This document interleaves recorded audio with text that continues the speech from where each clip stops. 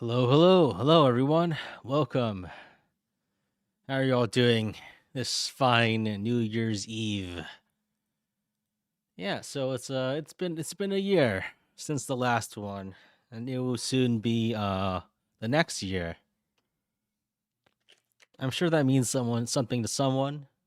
I'm not sure if what I said actually makes sense grammatically. But yeah, today we're gonna be tackling some more Revelation before the end of the new year. We're not finishing the run before then, but yeah. Have you guys made any New Year's resolutions? If people still do that sort of thing, I don't think I've made one of those in a long time because it's not really a motivating factor. I feel like a lot of the time, psychologically, when you declare you'll do something,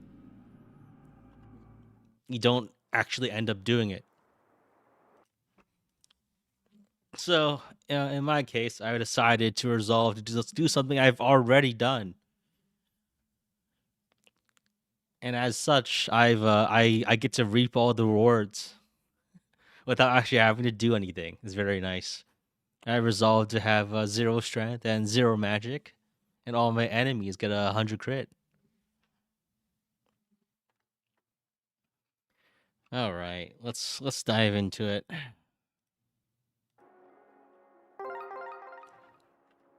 So last time, it's been an abnormally short time between streams. Normally, the spacing between these has been a little longer than normal. Okay, if I'm actually, it's quite cold here. Let me get a jacket.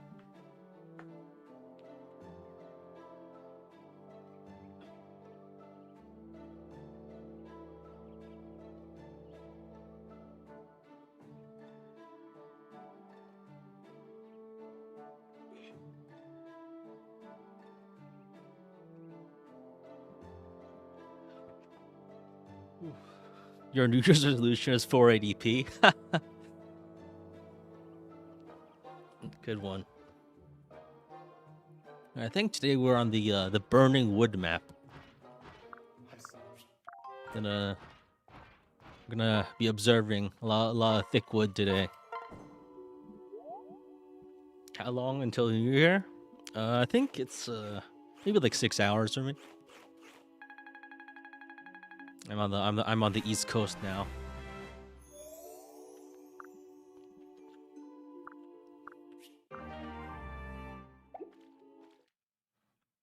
All right, here's where we left off. Oh shit, I got caught in the rightmost area.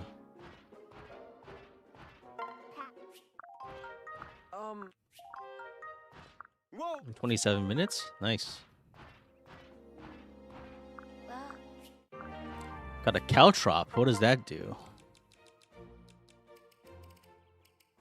After using combat, wielder suffers minus strength, minus skill. Huh? Is it? Wait. It's not telling me what it does. I know it inflicts status effects, right? But it doesn't say what it does. Okay. If user's attack hits the target, inflicts debuff of -8 speed, -8 defense, -8 res. What the fuck? -8 debuff? That's fucking insane. That's actually crazy. That is probably one of the best shurikens you can get. That is crazy as hell. Holy fuck. One range though? One range shuriken? Then that's useless. That's just useless. Oh my god. that's so fucking bad. That is so bad. Okay, so my opinion on this has taken two 180s. Useless. Yeah. Damn, that's really good. Holy crap. How am I ever gonna use this without dying instantly? One range. Also, they're known as the range where I die.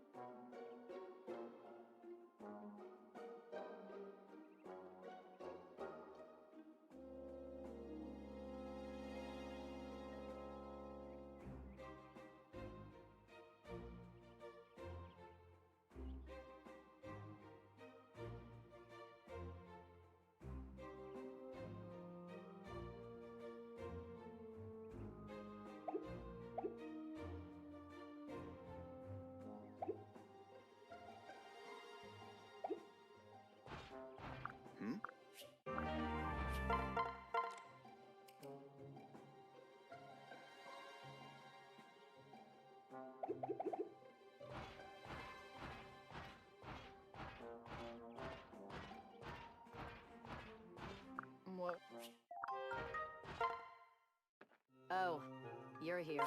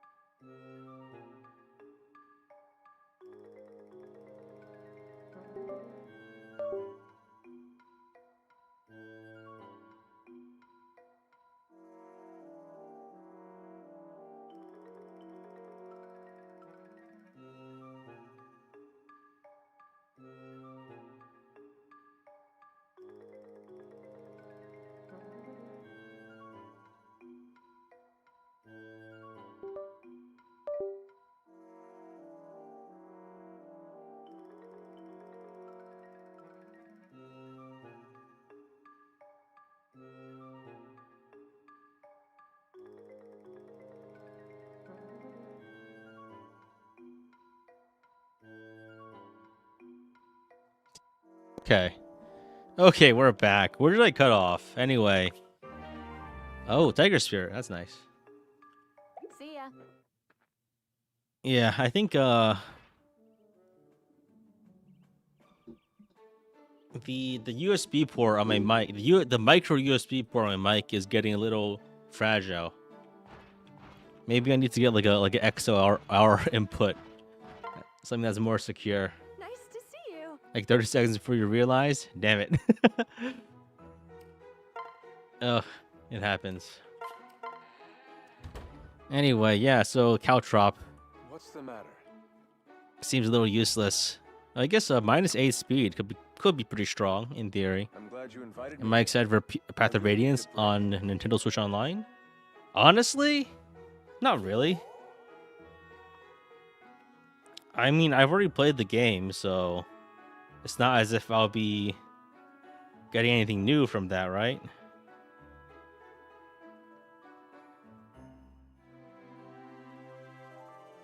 Doesn't really make a difference on my end because I've already played the game. So I think it doesn't have Maniac mode, right? Because it's the English. It's just the English version, right? I mean, it's not like it's a huge loss to not have it, but yeah. So I think the plan is, we're probably one map away from a Baruka, Saizo support, Kaze Camilla support, and probably also Takumi Kagero.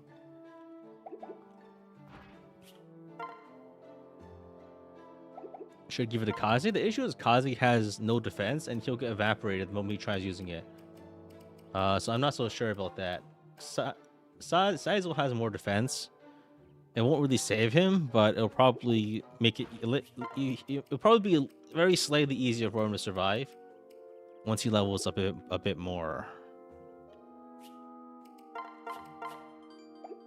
You'd like to say it's nice that the game's more available now, but it's not going to stick around forever. I mean, if it's on Nintendo Switch Online and the Switch 2 is already out, that's already quite a long time for it to exist, I guess. Oh, hey, cowtrops. Right. The Switch 2 is probably going to last another 5-10 years. 10 years, I guess. And it already works on, it would work on Switch 2, right? So, yeah.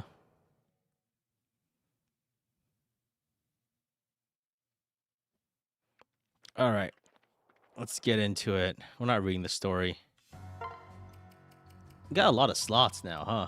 So I think what we'll probably do is once we get our child characters, we'll replace Kagero and Xander.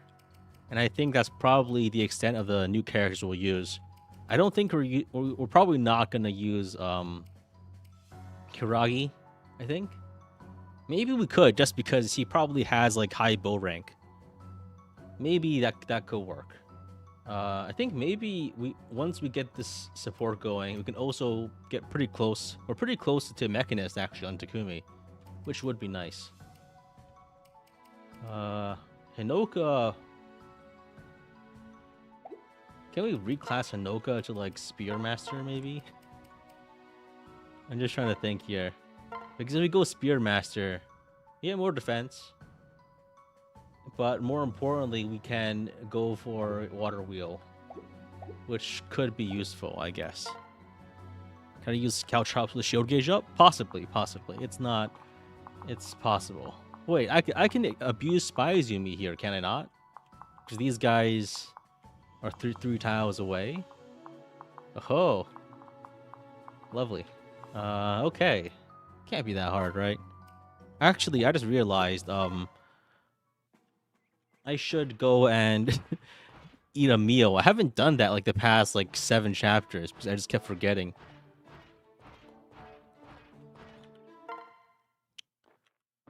Okay, so I think maybe we go strength, magic, and we just hope we get extra strength and magic. Nice. Got strength and magic on everything. All characters have +2 strength, +2 magic. You can use the water wheel. In theory, it would take probably like 70 more battles just for the weapon rank, but it could be done in theory. Will I figure out bounties for Fortune's Weave? I mean, that depends all on the game, and it won't be the first try, so I really don't expect the game to be built in a way where something like a KME will be suitable, unfortunately. It just seems like there are 4 story-centric characters, so those guys probably can't be killed off. It just seems a little like a stretch. Yeah, Happy New Year's to everyone just joining. Happy New Year's.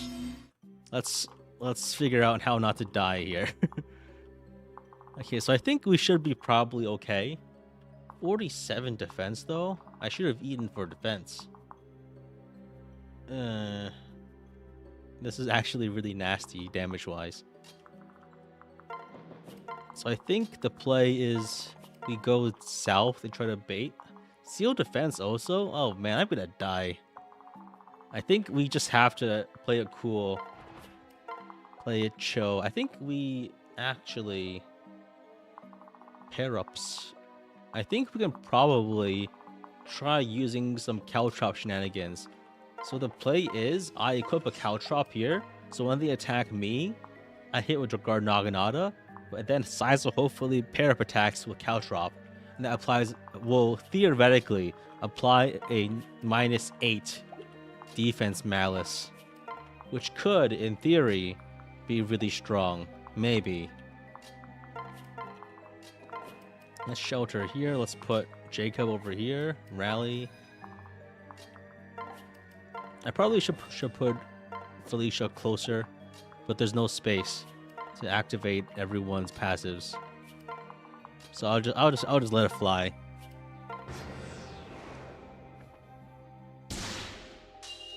Does it work? I don't think it works. I don't think pair-ups actually apply the malice. So I hit him for -4, but oh, it's -8. Yo, that shit actually works. That actually works. What the fuck? Holy crap! That changes everything. -8 is so much more damage because it also applies to res.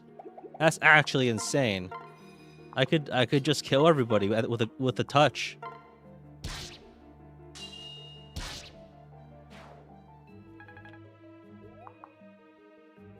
That's actually insane. I think we can probably actually this flyer will kill me.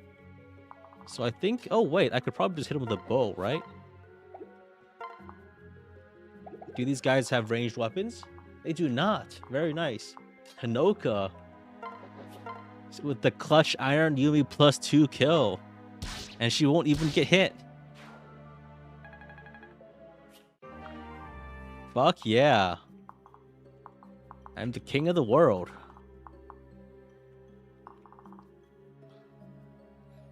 Now what else do I do? I think I could do a shelter strat here.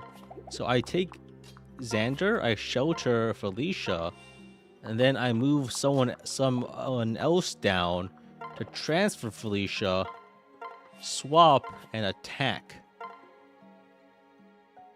I just realized that this guy has a bow. Let's not do that.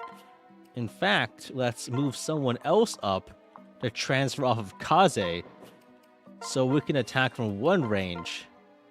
I just realized that that doesn't actually let me get the kill, and that was all kind of pointless.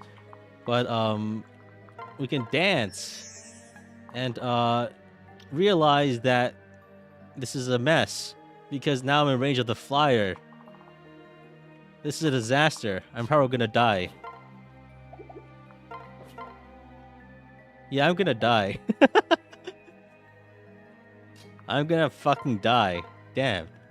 I could kill this guy.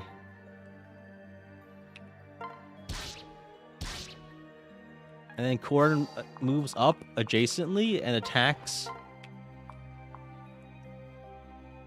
to kill this guy.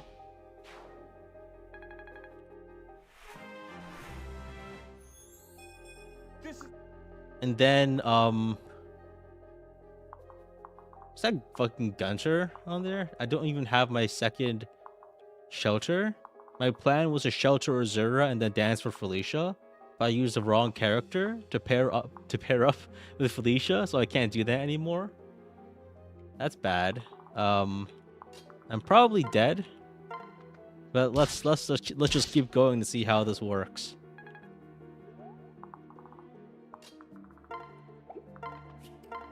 Why did I let you die, Ares? I don't. It's been a long time since I played FE4. I don't remember the exact circumstances of Ares' demise.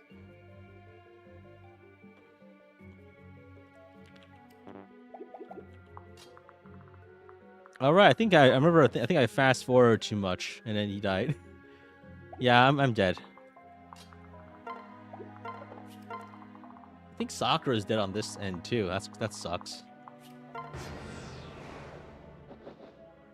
Yeah. Okay. Let's try that again.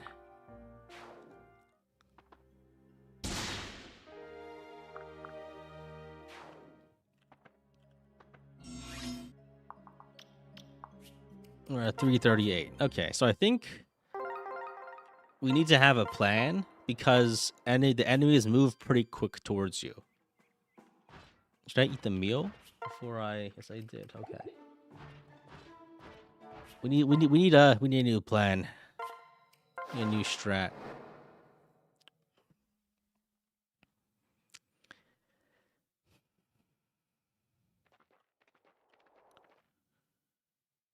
Okay, so I think turn 1, this guy moves towards us. This guy stays in place. I think what we need to do is we need to bait both of these guys. And that might be a little scuffed in terms of some things, but it will probably be worth it. As long as we put enough people inside the range. So I think what we do is we go here with Korin. I messed up the movement. I need to use boots on Azura. Let's go here, switch, dance. We go over. I think we need to go exactly to this tile. And then we can transfer, dump Jacob here. Actually, no. What we need to do is we need to... I messed up. Keeps happening. We shelter Azura. We transfer Azura. Switch Sing, get Kagero out of the way. We transfer, drop Kaze. We put Saizo adjacent to Korin. I think I messed up and Korin's gonna get killed by a critical hit. But you know what? Sometimes those things just happen and you just gotta live with your decisions. boots on Azura aren't worth, in your opinion? Who else gets them? Here, I think it's pretty important just because being able to get my dances off is really important. I think I died to a critical hit here. Yeah, damn. I guess the seal defense goes pretty hard, huh? Oh, fuck. The Pokemon screech noise. Sorry about that. I don't know how to stop that. It just happens randomly. So yeah, while I'm here, I mean, it's mostly that Azura being able to be in position for shelter strats is very important. So there's no reason not to give Azura the boots here. This was pretty important in the Conquest too, because Azura needed to be able to move quickly to dance. Like, I use shelter dance so much against Takumi, it's actually crazy.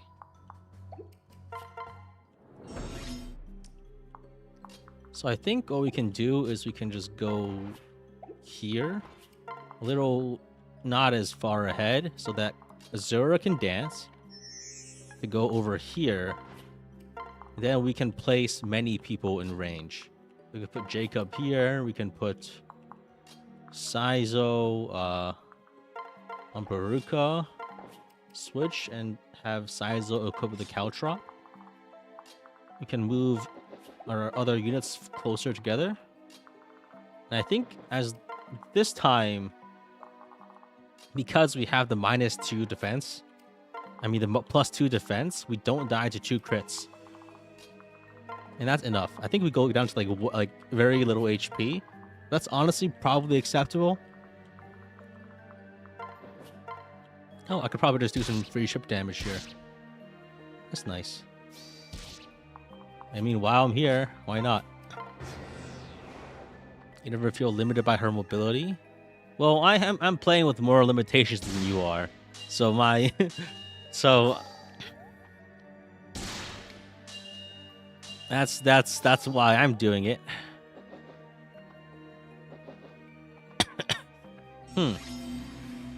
This is bad actually. But I think it's okay because I could hit this guy with the bow. What? What tile is this guy on? There we go. Okay, so I kill this guy. I think I need a shelter with Gunter to keep Hinoka safe. I shelter here so Hinoka doesn't get killed. Now I need to figure out how to deal with these guys. This should be okay because there's a sword master coming up from behind, but we have enough. We can probably deal with it. So all these guys got hit by -8 defense debuff, which is really strong. So now we can probably make something happen. I think one thing we could do is we could probably lunge. Wow, that's actually so much damage just with the bolt axe, and we might as well just do damage here, right? We might as well, because we can probably get the kill with basically anybody in this scenario. Like maybe even Baruch could probably do something here with like a bolt axe. Oh yeah, let's get the kill.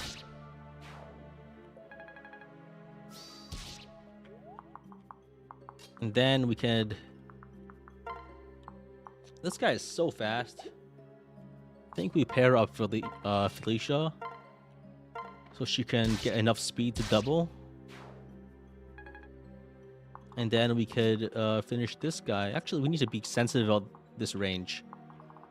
We should be just barely okay, though. We can kill this guy. It's all going pretty nicely right now. Pop some heals. Yeah, and that was the turn. We are doing well. I think this turn we probably use our remaining actions to unpair some people, so we can deal with that sword master a bit more easily.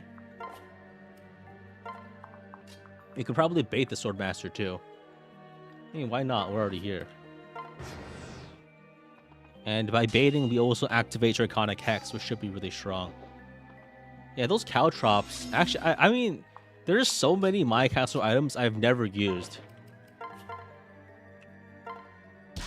Yeah, leaving Hinoka as Kenshi Knight was definitely the right decision. Rather not like fucking up her build by doing something wacky was definitely the right decision, just because there are so many like small numbers of flying enemies that are kind of hard to kill without a flying bow user. Alright, so I think the play is we can probably actually, like, if we try using the cowtrop, we actually do not die. That's surprising. It's probably because this guy already got debuffed by Draconic Hex. So we might as well go for it. We just hit and debuff this guy's defense down to 8. Like by 8 more, which just kind of lets us go crazy style on this guy.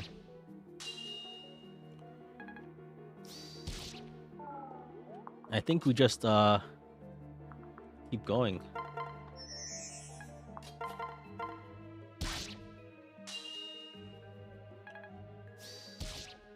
I think for our level ups on Malignites, you want to stop at level 11. That way we have enough time to get replicate exactly at level 15. Same thing for actually for Mechanist, it should be okay. We only need to dip into Wyvern for like 3 levels. So for Camilla, we kind of want Camilla and Kaze to Camilla and Baruka to stop leveling.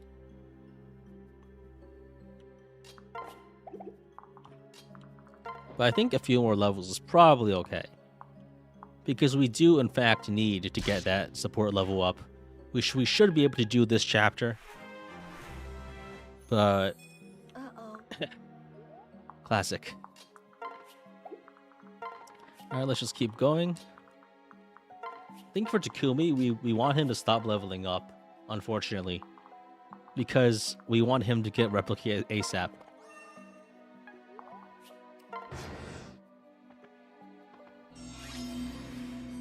So I think we pair up here.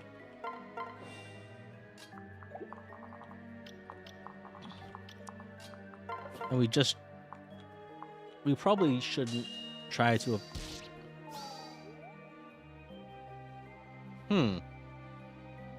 Hold on a second. I forgot that Saizo had that skill. I forgot about Saizo's personal skill. This is actually crazy. He can do 40% HP damage already. That's crazy. We need to leave him on 1 HP. That's great. That's amazing. That is the best thing I've heard all day.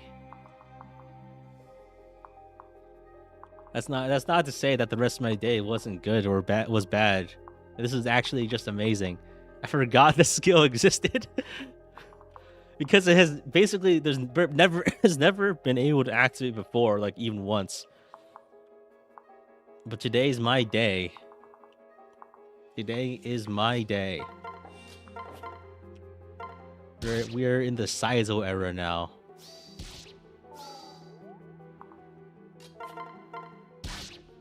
You need a sacrificial knife to do this consistently. I think there's actually pretty good odds that we get one of those. Because we get normally, I feel like when people play this game, they kind of go through, like, they play in chunks. They play like 5 to 6 chapters in one gameplay session, right? That way they don't actually have that much time to get all of the My Castle rewards. But me, I'm playing like 1 chapter like a day at most. And so I always get all the My Castle rewards every time I log back in. So the odds of us getting a sacrificial knife this late in the game, they're pretty good.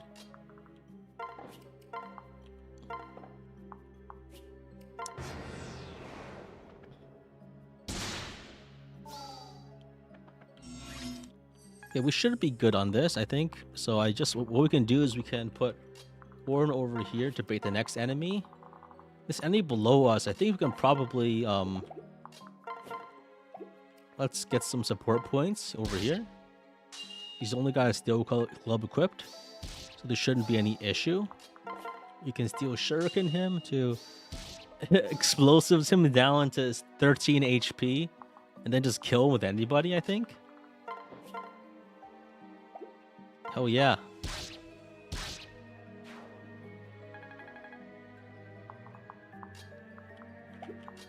think what I do here is I transfer Kagura over here, and I just abuse this guy over here for weapon XP and other bonuses.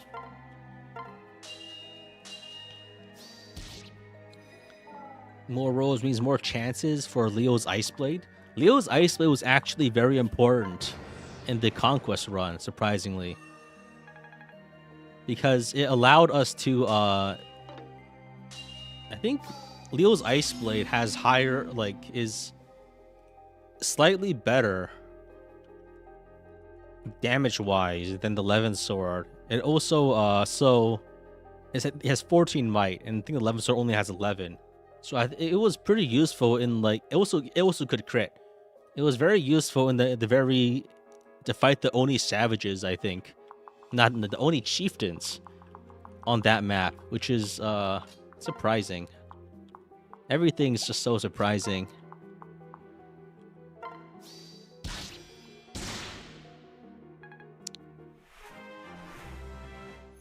On Miyoji, watch out.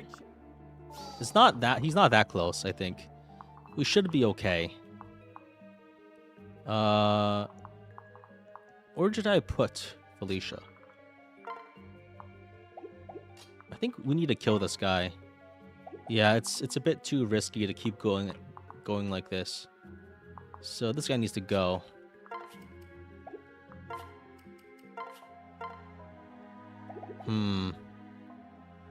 Let's transfer Takumi off. And pair up Kaguro here so that Felicia can double. And we just kill this guy. We ice this guy. It's only one region has the silver weapon debuffs. And guess who doesn't really get hurt by those silver weapon debuffs? This guy.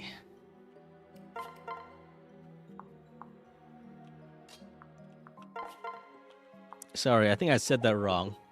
Guess who has 2 thumbs and doesn't get -2 strength and skill? I mean, -2 strength.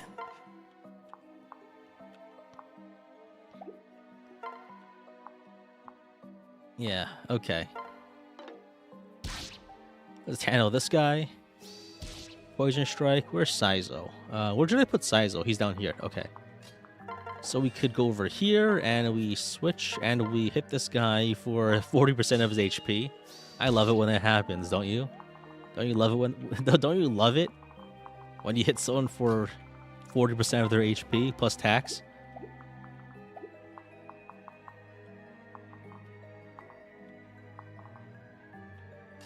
Speaking of taxes, oh man, I'm not looking forward to having to file in 2 states this year. Since I moved across the country halfway through the year. What a pain. All right. How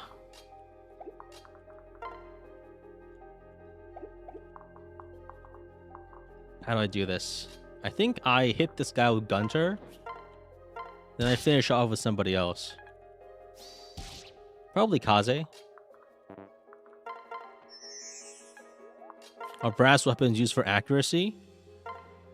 I think brass weapons just aren't very useful here. I haven't really been using them. I think bronze generally is a little better. But it depends on the weapon.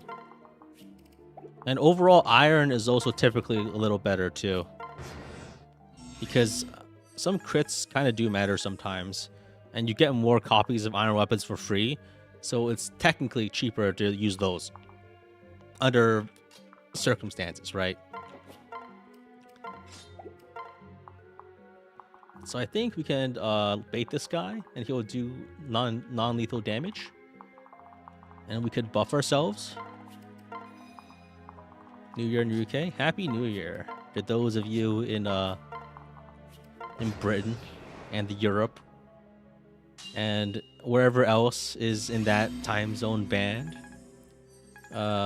Greenland, I think. No, I think Greenland's a bit farther northwest.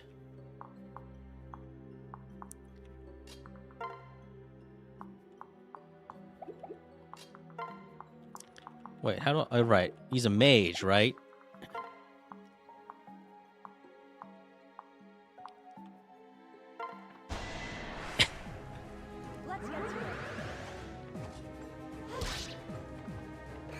the Daikon Rash kind of flops around too. That's pretty funny. It's a shame that you only get to use one of those, because when you, I just realized I could use the cowtrop to significantly debuff mages, and that should drop the defense like 3. I want to see what's the cowtrop even look like. I want to see what it looks like. I can get the kill here actually. What does it look like? Does it not have a sprite? It doesn't have a sprite. I think it just doesn't have one, right? I didn't see anything in Kazi's arms. Is that intentional? Maybe the texture pack? I don't think the cowtrop even has a sprite. No weapon model for Mechanist. The weapon model should be separate from the class. Trivia: although the cowtrop has a unique 3D model in the game's files, it reuses the brass shuriken's model in gameplay, basic cause for a invalid IED when loading its model. Okay, so it's actually just messed up. I think I didn't see anything, so I assume that there's something messed up there, something else messed up. All right. So I think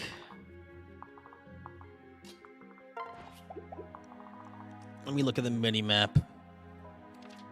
I think the play here is we just do the cowardly thing and we just snipe them from 2 range forever. Like, we just do that. There's no sense in actually trying to fight. Only cowards actually fight. Real men stay outside of the enemy's range and relentlessly pelt them without ever being in danger. Fight smarter, not harder. Sprite only shows up on ninjas because Mechanist fires them from the mouth. Oh yeah, now that I think about it, I've never seen a Mechanist actually hold a shuriken. That is probably oh so true.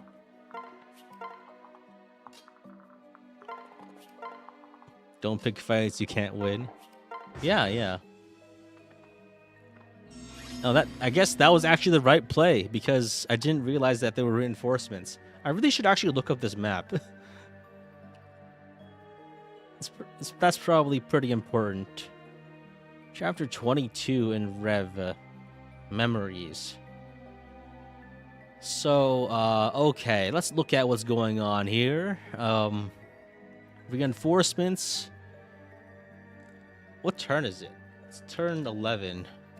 So there's, beyond this, there is Master Ninjas from the southeast, one from the western fort over here, 2 Basaras near ally starting positions, which are probably will spawn around here, and then there's 3 Kinshi Knights later from every fort. That's pretty doable. I think I just need to take care of these guys and then take care of this area within 24 turns. So 12 more turns. That should be very doable. These guys actually don't have their throwing weapons equipped right now, which is actually really nice because Saizo can do some shenanigans. Steel shuriken. Pop, pop, pop. Do 1,000,000 damage. Lovely. And then I could probably actually lunge this guy closer without dying. So I might as well, right?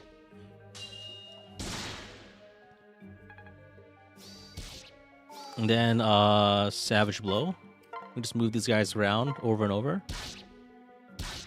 Saizo MVP this map. Yeah, I'm surprised that for one that he can survive damage, and 2 that he actually has an like impressive showing with his personal skill, like actually doing something, right? You get a kill for Kaze. Mila being consistently good regardless of challenge. Yeah, Malignite are just great. It's a great class line. Basically, no matter the circumstance. You might as well attack here just for support points. You use spies, Yumi, and cowtrop. That's actually brilliant. That's brilliant. These are new strategies I've never even thought of before because I don't really pay attention to my castle items. Just because I don't know if I'll ever get to use them, right? There's no sense in trying to make a strategy around a randomly dropping item.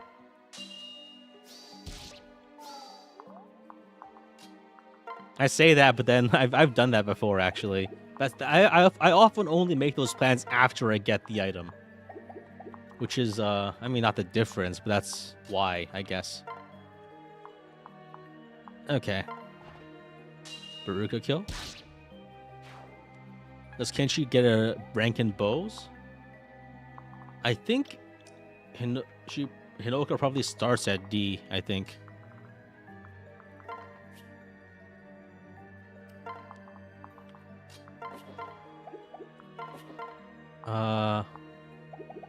Okay, let's attack. Let's do it like this. Let's go. I messed up. Okay, oops. That's fine. I could probably use Spies Yumi and Ninja pair up to do like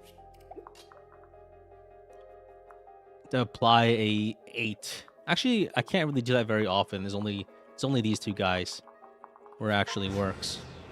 Never forget the +7 Odin Green March and Nucleoma with exact damage. Yeah, that one was pretty fun.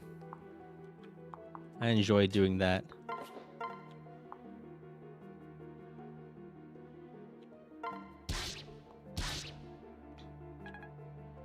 Never mind, these guys are actually too far away.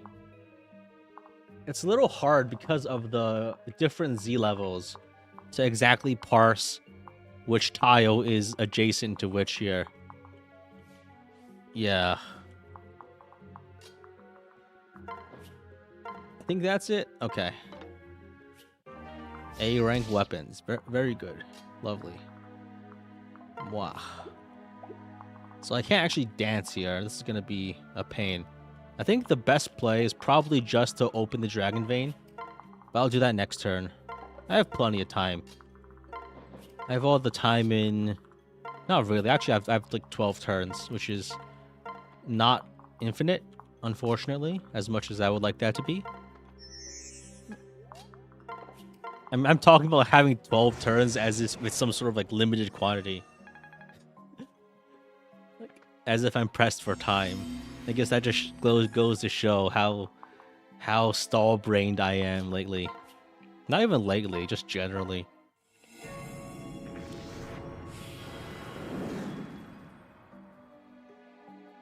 I'm pretty sure Fortune's Weave is based on the Engage graphics engine. I remember like explicitly they mentioned something like Mika Picasso, the artist for Engage, mentioned that specifically. How like she kind of helped help intelligent systems pioneer new 3D technologies.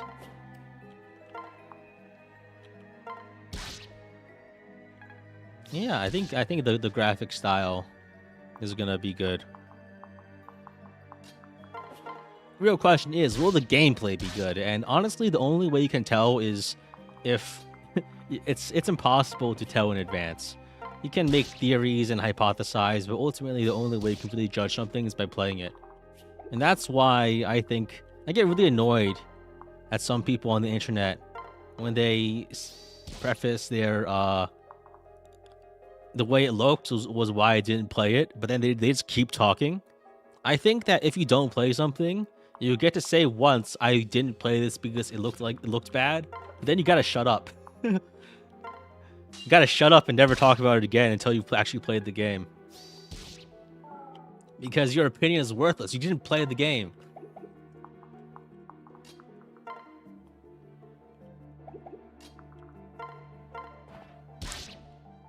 Child's flashback? Nah, that's not really all I'm talking about here. I'm talking mainly about people who are still complaining about Engage and other like 3 houses or even Fates sometimes, where they take the surface level observation 10 years after the game came out, and then that's they say that's why I didn't play it. That's a little crazy, don't you think? But it doesn't happen. Just look at any comment section, any Twitter thread, any Reddit thread. Those people exist.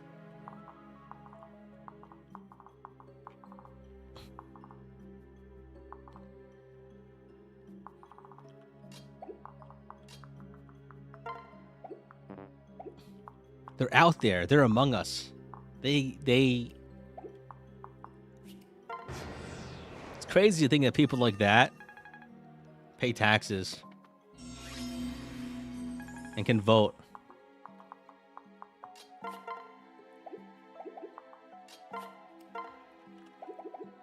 Actually, on second thought, maybe not. Maybe they actually can't because they're like 14. In which case, maybe we should probably I shouldn't be so harsh.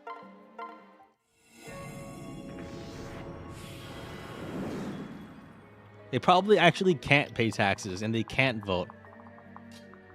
So maybe like I can't use those criticisms in that case.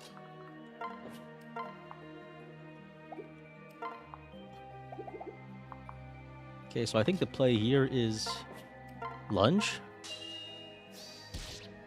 If they're playing Bell of Fates, they can probably vote. I don't think so. That's not necessarily the case. You underestimate how many people there are.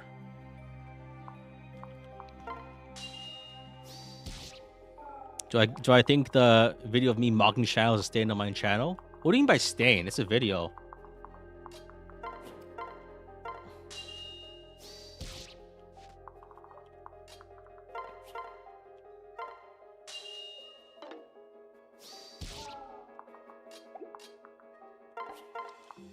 All right. Let's see what we got. These guys have so much defense. Where is my cowtrop? Do I survive an attack? I do not. Judge harshly on a surface level view? Yeah, well, but what I'm saying is, when you have an opinion like that, you only get to say it once, and then you gotta shut up. Or actually play the game. I don't think I'm being inconsistent there.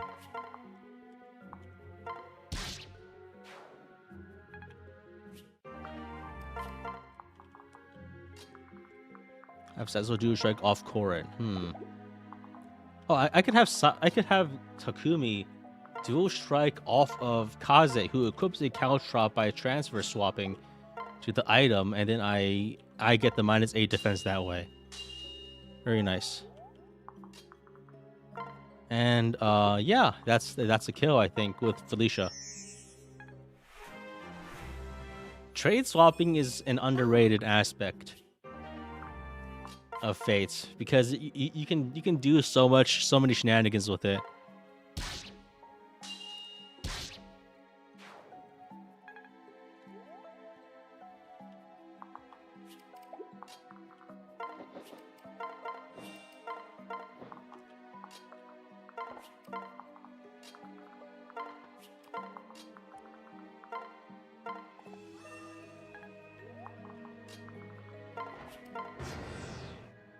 I feel like what happened there? Oh, ninjas. Okay, just ninjas.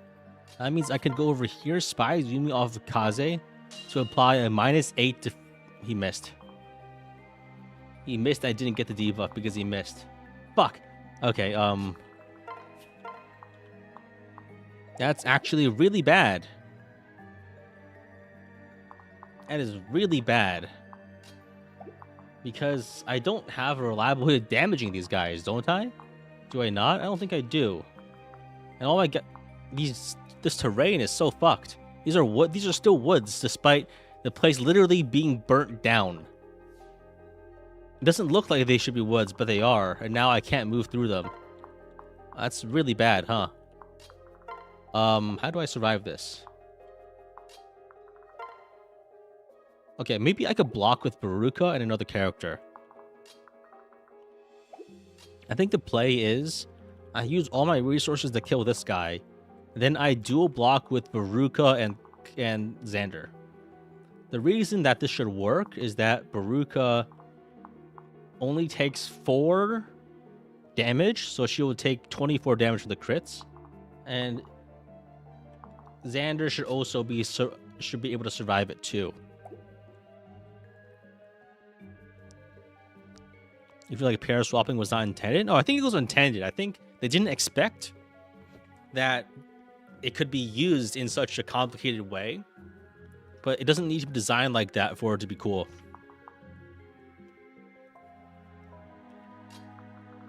Games with infinite trade are base. I don't think infinite trade is really needed, but I think being able to swap options like that is really cool.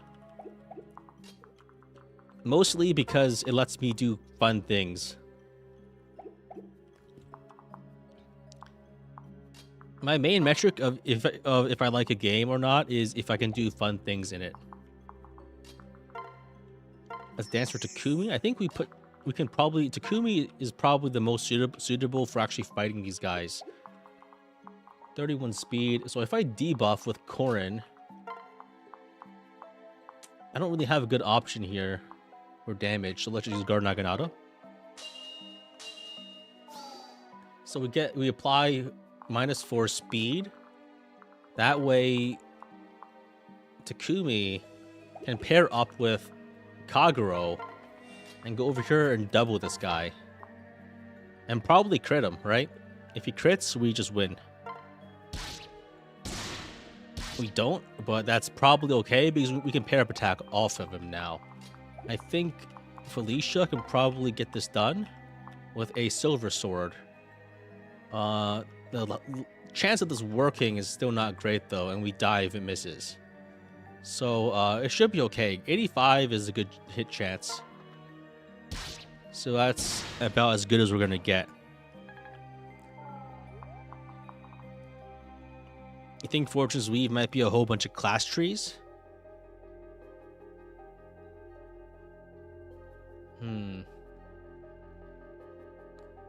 It's possible, yeah. I think it's a successor of 3 houses, so it would not be unreasonable to think that it's mostly based off of a 3 houses like system. But again, there's not really any way you can tell until you actually get your hands on it. There's a lot of things that can change, and 3 houses system isn't really inherently good or bad. The implementation matters a lot. And ultimately, the factors that decide if something will be good or bad is how it plays, and it can diverge pretty drastically, I think.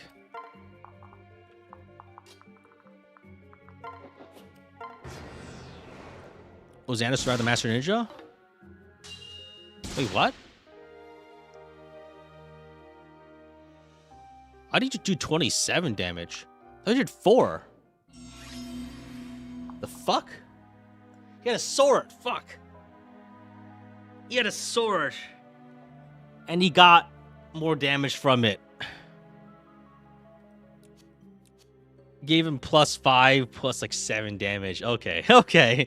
Okay, he got me there. That makes sense. Okay. Damn, dude. Ugh. Valorous attempt, I guess. They always have swords. They almost never use them because the the shuriken is almost always better, right? Granted, I think I've never really fought Master Ninjas with 0 strength against where they have 100 crit. So normally it's not that big of a deal. I think normally it's not that big of a deal. But I got punked. I got punked. There's no 2 ways about it.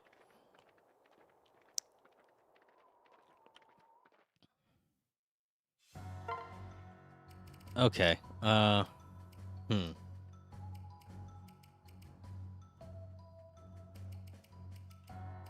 Yeah, there's nothing to it. We just gotta keep going, right?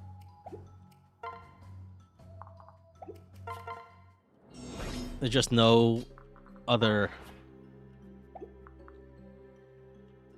Like we didn't commit any errors or anything, so we just gotta keep sending attempts.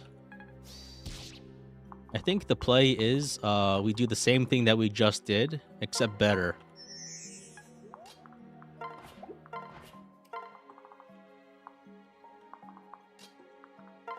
I think you can trade the cowtrop over to Kaze. We should probably sell the Argamir at some point. Because I think Saizo can probably get himself hurt enough on his own without the cowtrop necessarily. So there's no need to bring it.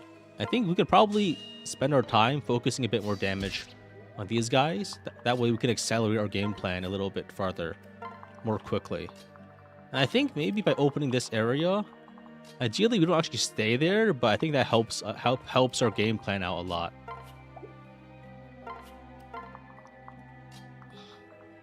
We always need to be a bit more careful, and we just need to be extremely careful whenever there are Master Ninjas around, because those guys are extremely deadly, and we don't really have an easy answer for them.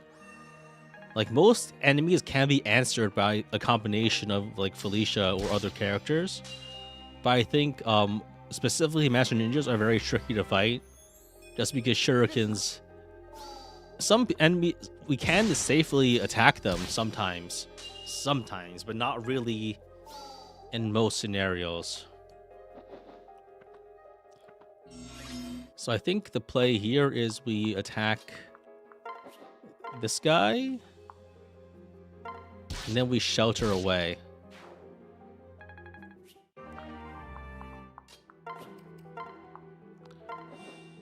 And then we could probably mess with these guys however we need to. Because we did manage to debuff them -8, which is a lot.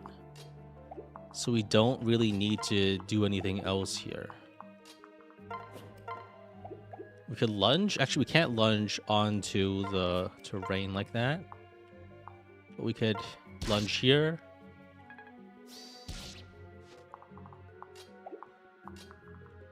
And we could just attack. And things should be pretty lethal. That Saizo miss? Did we miss? Oh yeah, earlier, yeah.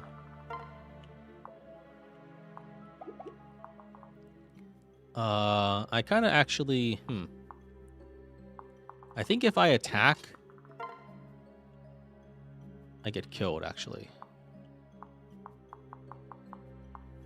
Can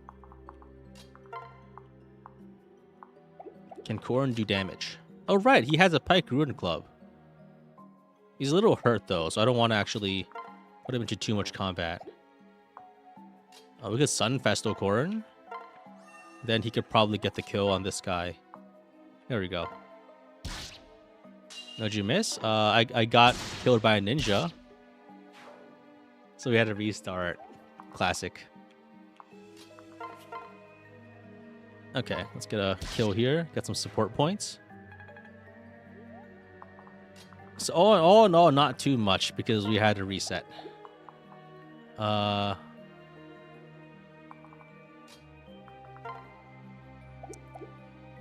guess we can have Felicia get the kill.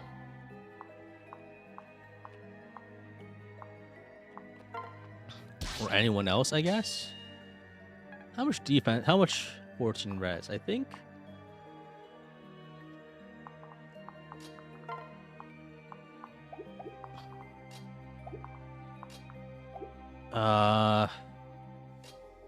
I could have cowtrop this guy, I guess. And then try to figure out how to do damage later. Alright.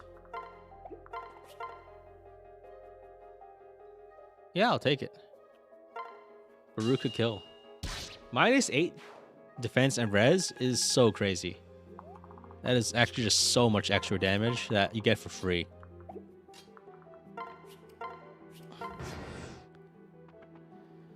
Another flyer. Okay. But yeah, now it's good that we know about the woods. Wait, what the hell is this guy? Interesting. Okay. We can kill this guy. Another flyer bites the dust.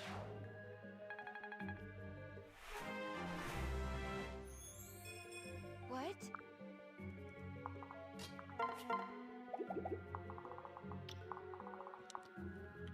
I think we spy Yumi just to get support points. And maybe a debuff. Spies Yumi really is extremely versatile, huh? Because we can apply these crazy debuffs for free, basically. I mean, Sizel Star for a strength bonus. And we could attack from close range and trigger. We can use Korin to trigger Kazi's cowtrop.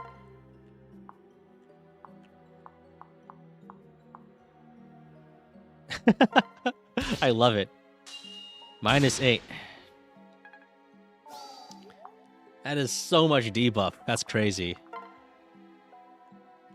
Let's attack here just for some support points. I think maybe we can have Sizo attack and take some damage. But then we get to activate his explosives, right? And it happens at end of combat. Yo, that's so... Pyrotechnics is amazing. Those are some fireworks, man. Assassin's pretty good. It only took until chapter 22 for me to realize it. I guess it's partially because until now, he dies instantly upon being hit. And there's no way to actually activate his skill. But I think he's gotten tanky enough to actually do some work. Am I ever going to try Conquest with 100 crit? I think that might be impossible. Actually, I don't know. It could be possible, but I don't really want to do it. You know what I mean? It doesn't sound very like, I think ultimately you would kind of use similar strats, right? You just got to go high defense only. But some enemies might be extremely hard to deal with in those circumstances. I think the play here is Fujin Yumi with Kaze to apply -8 cowtrop debuff. That is insane. Then we use the size of the ability's fire emblem. Yo, this is the true fire emblem. 40% HP damage. You'll love to see it. I'm using Ironman rules? Nope. Look at the description. I'm using save states whenever I feel like I need to.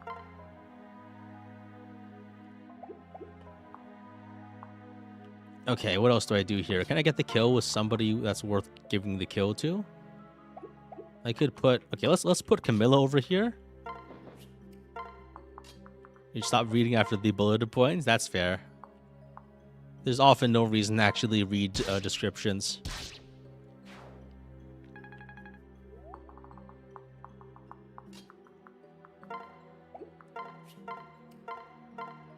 I don't actually expect anyone to read it for the most part.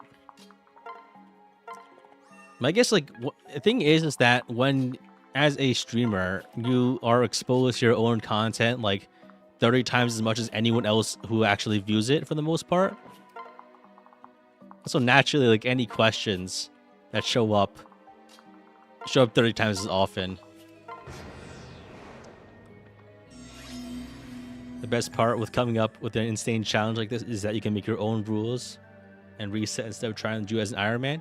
Ironmans are only interesting if you can actually beat it and not waste time. It's more of a way to flex that you really know a game really well, which I feel like simultaneously just means you're kind of playing something that's easy in a way, right? Something that's kind of worked out already.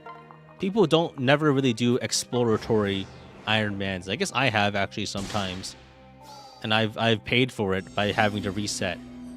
But for the most part, it's not really a thing that people do because it's a pain in the ass and no one wants to watch, like, constant repetition. You know what I mean? It's...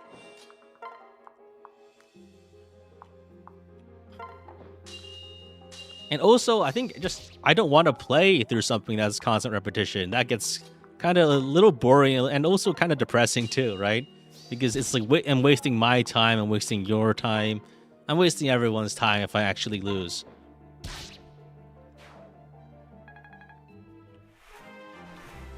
The thing is you gotta add stakes somehow, right? Otherwise, things aren't very exciting. I think here things are difficult enough that it's, to some degree, interesting enough on its own, I hope. But also, I think it's...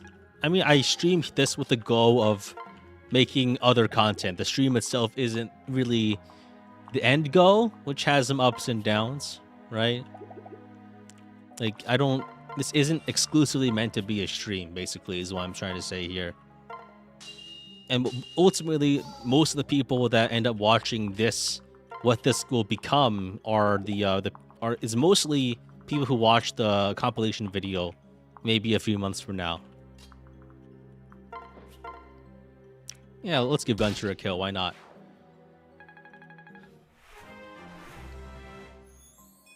How disappointing.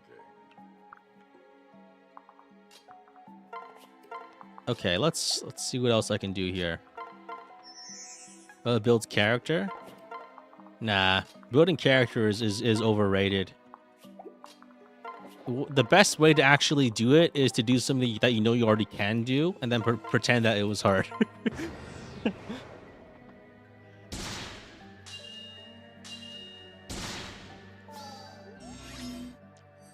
Sometimes I would like to do that, but like the issue is that I often can't convince myself that something that isn't hard actually is hard. So it's a big barrier to me, like, making content like that.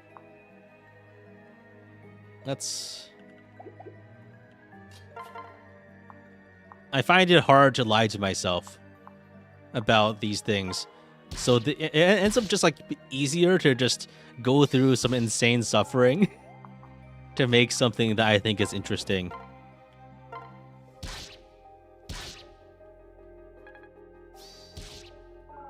Streamers exposed. I mean, I feel like I have a pretty realistic view of how content creation works, having done it for like nearly 5 years now. Holy shit. Kazi survives a physical crit. That's because this guy's got hugely debuffed. Oh, -6? Where did the 6 come from? So 4 from Corrin. How the hell did I do -6? This is -3. I know. So cowtrop is... Huh? Silver. Oh, he debuffed himself. That's actually amazing. Yeah, now that I think about it, silver weapons and enemies is actually really cool here, because you can just keep attacking them and then they just don't kill you anymore. That's something I didn't really expect would be a thing, something that would matter. But it does, and that's lovely.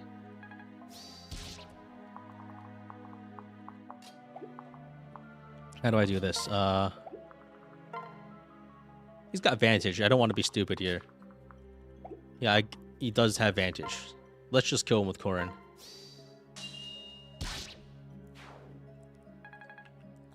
Silver Katana. Let's hand that one over to...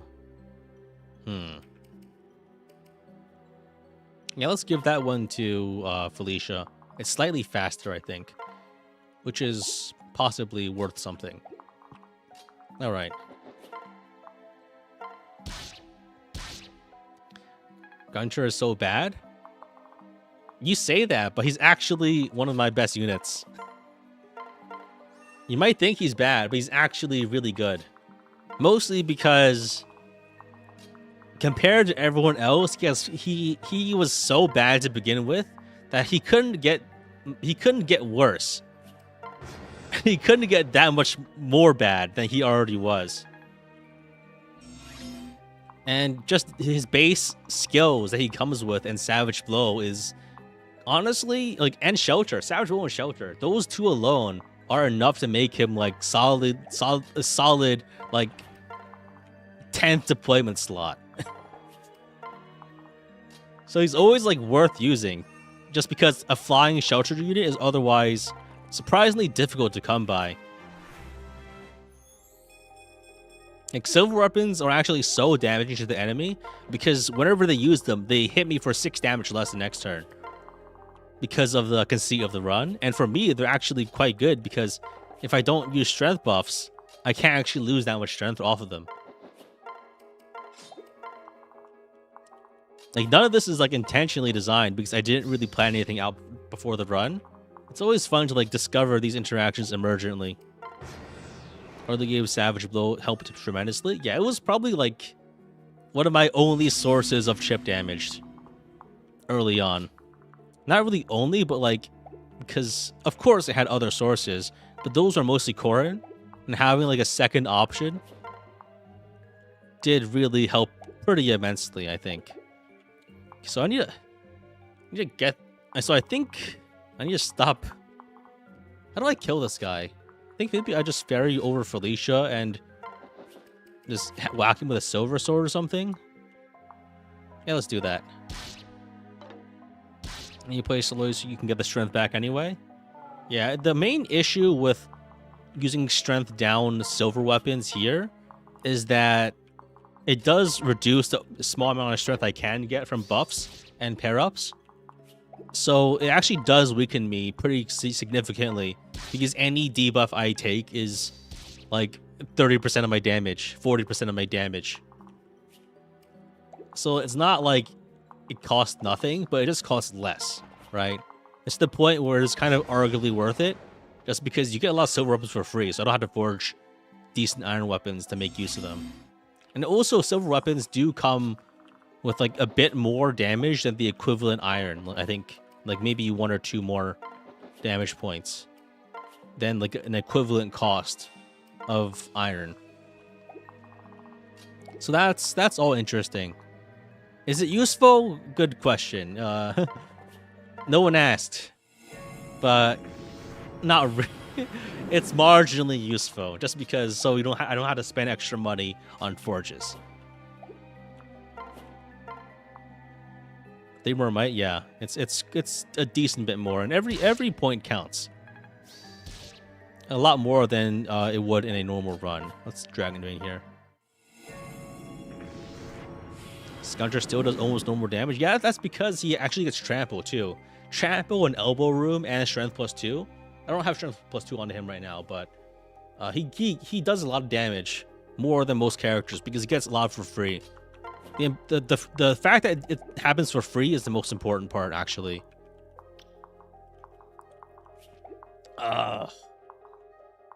Is there a tile here that I can attack these guys from? Okay, there is. Yeah, the perspective and, like, the fact that, like, the trees are angled makes it a little difficult to actually ascertain the positioning of the tiles, right? Like, if you're from down here, you could think that this tile is, like, over here next to this guy, but it's actually next to the one below him because of the Z levels being wrong. But okay, that's actually a safe tile because these guys can't hit that far away. There's no flyers. Okay, good. The archer has a spy's Yumi. Okay, that's nasty. But we should be okay here, I think. We could make something happen. I'll take it. 11 sword. Once Felicia gets Axe Breaker, she is going back into Swordmaster ASAP. It's just Swordmaster, just such a the class is so much better. What turn is it? I need to be sensitive about reinforcements. So the Basara reinforcements come pretty soon. I'm moving like 5 turns faster than I was last chapter, which is good. But also I need to pace myself. Strong riposte. I think Felicia will never ever get to counterattack unless, like, it's against a mage. In which case, it's probably not super important. Wait, why did I heal? Damn it, I messed up. I healed Saizo. When a Swordmaster revive, the hero doesn't. Extra avoid.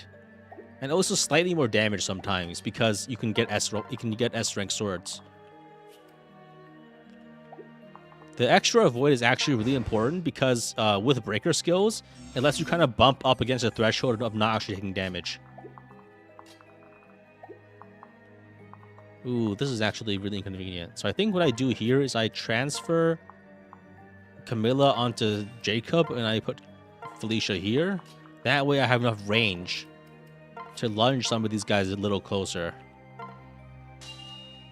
Is it worth it to make Felicia a bow knight for Shuriken Breaker? I was thinking about doing that actually, but the issue is actually bow knight can use swords. Now that I think about it, it might actually not be that it's not that bad of an idea. Now that I think about it, yeah, actually, Shurikens actually don't have that great hit on Felicia. Maybe only like 70. So if I get Shuriken Breaker and Swordmaster and Rally buffs, I probably could actually have Felicia kill Shurikens. That's actually a pretty good idea. I can go Shuriken Breaker next and swap out as the map demands. That's actually a really good idea. Triple Breaker Felicia is actually a crazy strat. Now that I think about it, it doesn't really work because you do kind of want duelist. Yeah, you kind of still do want duelist blow. Can you get it like a dual katana? I could, but it won't really be good because it won't be very good, unfortunately.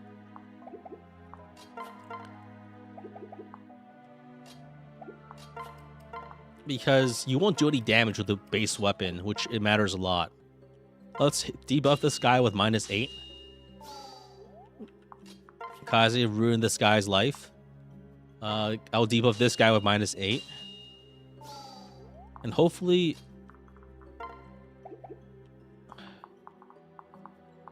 I can get a little closer. I can lunge this guy.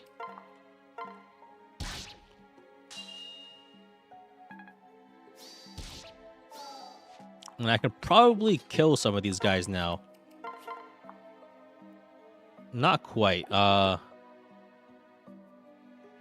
2 damage, 2 damage. I think if I move Hinoka a little closer, I could probably get one of these guys. Baruka is actually just close enough. Nice, that's a lot of damage. Revenants will be tough to deal with. Yeah, I think Shuriken Breaker could be the play after Hero. Because it's not like I need to be in a specific class.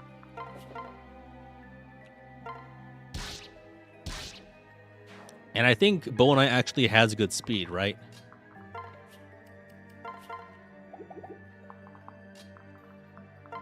I think what I want to do is I want to try to get... I want Sizel to be injured so he can proc fire his... What's it called again? Pyrotechnics, yeah. We need pyrotechnics to activate so we can clown on other enemies. Because that extra 20% damage is... it's really, really good. So once... I think Felicia is pretty... Actually, yeah, going into Bow Knight should give us a breaker skill pretty fast, right? Because we've already gone through the mercenary skills. So, there wouldn't be much overlap. We won't need to level up 4 times, only 2 times to get all of the Bow Knight skills. Also, improving Felicia's movement would be pretty good too. Yeah, that's actually an amazing strat. Thank you for helping me. Thank you for coming up with that. Like, I was considering it before, but I guess until now, like, I haven't really captured the true threat of the Master Ninjas. Those guys are a menace, right? I guess before this chapter, there weren't really too many of them, but I think there really are a lot of them in Rev Endgame. Actually, now that I think about it, they are kind of a menace.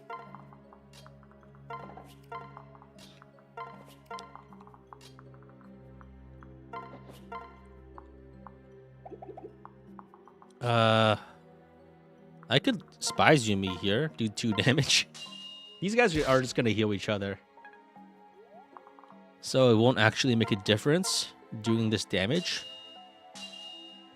But I do need to get closer so I can do other things. Let's drop this guy over here. Let's Boat Naganetta.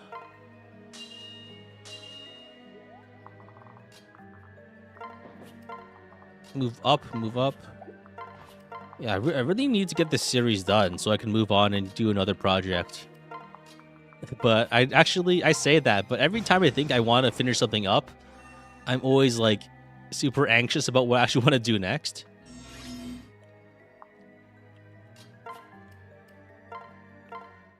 So in a way, I've been like kind of stalling on figuring out what to do with this one. It's also just because of other like logistical reasons and, you know, real life stuff. Moving across the country, starting a new job, finishing up my PhD, that sort of thing. It's all stuff that needs to get done, right? And any time is spent on playing a children's video game on YouTube is time not spent doing other things. Like I say that, but I've actually feel like I've had a lot more free time lately than I had before. Just like the motivation isn't always there. I think it's because like having lost momentum, it's a little hard to get it back. Because I mean, I feel like I did things very consistently for such a long time that it kind of became routine. But when the routine is lost, it's pretty easy to not do that, right? What field for my doctorate? It's in. I won't be too specific, but it's biochemistry. It's a field within biochemistry. It's not actually biochemistry. It's related. Oh.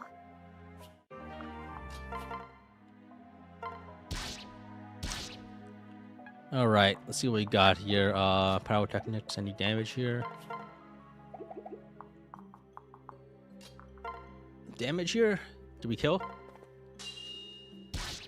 It's more biology actually than chemistry, but the work in terms of the actual work, but whatever.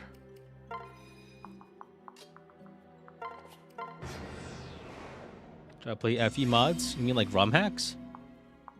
I've played like a couple on the channel, but it's a little hard for me to dedicate.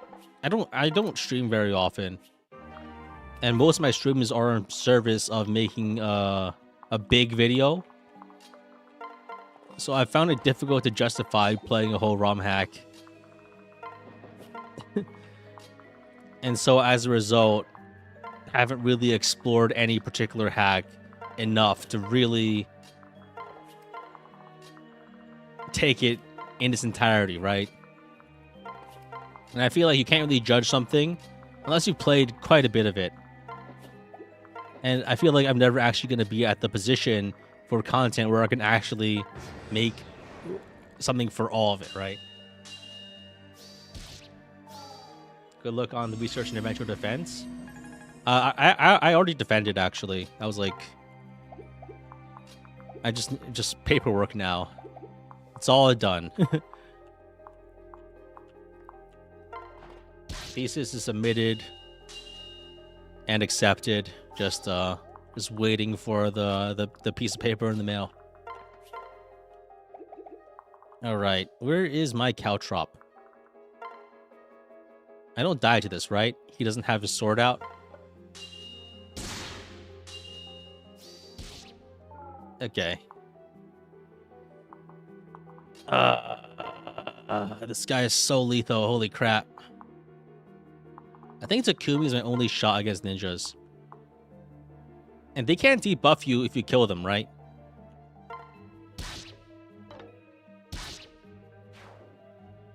Imagine one of my PhD examiners also likes FE. Nah, they're all old as hell.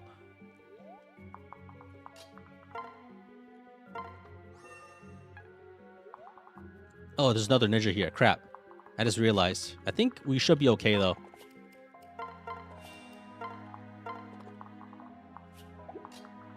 Yeah, we should be okay. Because the forest, nice, the forest, the thick wood is saving us here. If they debuff, if they hit you, poison strike won't proc if they die. Yeah, you're right. I did get debuffed. Yeah, it's the debuff still happens if you get hit, even if you defeat them. No, it didn't. Maybe he didn't hit me. Because I just attacked him and I think... Huh? I'm confused. You dodged. Okay, that makes sense. Takumi is pretty... It does have pretty high avoid. Okay, so I think the play here is... I don't have a play. Never mind. What do I do here? So, cowtrop, 20 defense, 12. I think I don't have any ninjas that can survive an attack right now. So I think maybe what I do is I throw Korin against this guy and to debuff. Because that's -4 strength. That's a lot. Oh, hey, Luna proc. And then after I do that I can probably attack with Baruka. And since he doesn't have a sword out, lesson I've learned as of 30 minutes ago, we should be able to attack safely.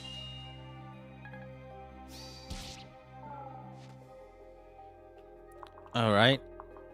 And now, with that said, we can get a speed boost by pairing up Kagero with Takumi. Oh, Takumi leveled up? Damn it, that's actually bad. Because now he's gonna have it's gonna be more difficult to get him replicate. That's okay. But it's unfortunate. Because we do actually need to use him to fight. Because he's quite strong. Alright. Alright. And now I think we're good. So this guy over here, actually we need to maybe move south to bait these Falcon Knights. So I think the play is to set up like a transfer chain to move Korin down there immediately next turn. Korin should be able to sustain damage from the Faceless and the other guy because he's quite strong defense-wise. The debuff shouldn't hurt him too much. Yeah, I feel like we still got like maybe 10-15 streams of this left, just because even though we're only a few chapters away from the end of the game, at this point, I think we're probably only doing one chapter per stream tops, and also we have to do a lot of paralogs to be able to survive the final chapters. It's actually gonna be quite a lot of work. Just like get enough support points and weapon rank to use the properly strong weapons I want to use. This is gonna be a hustle. It's gonna take a lot. I think I pair up to move Azura faster down here, so that Azura Korin can go here, and then we could rally or something and transfer, drop. Let's leave Sakura there so we can and put Korin as a pair up with Korin.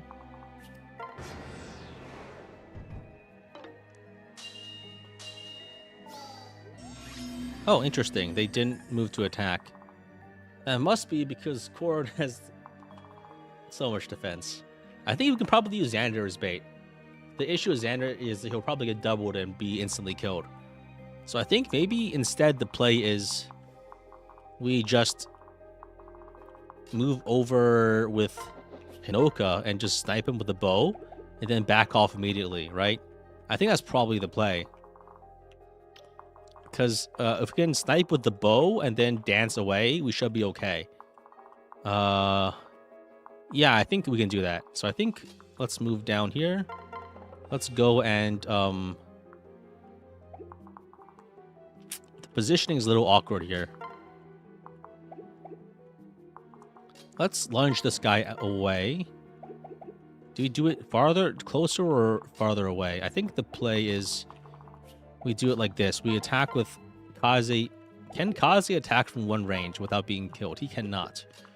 So in that case, let's move down with Takumi so we can debuff this guy before 8 with the Cowtrop and Spy Izumi. This is an unexpected combo that's actually super strong.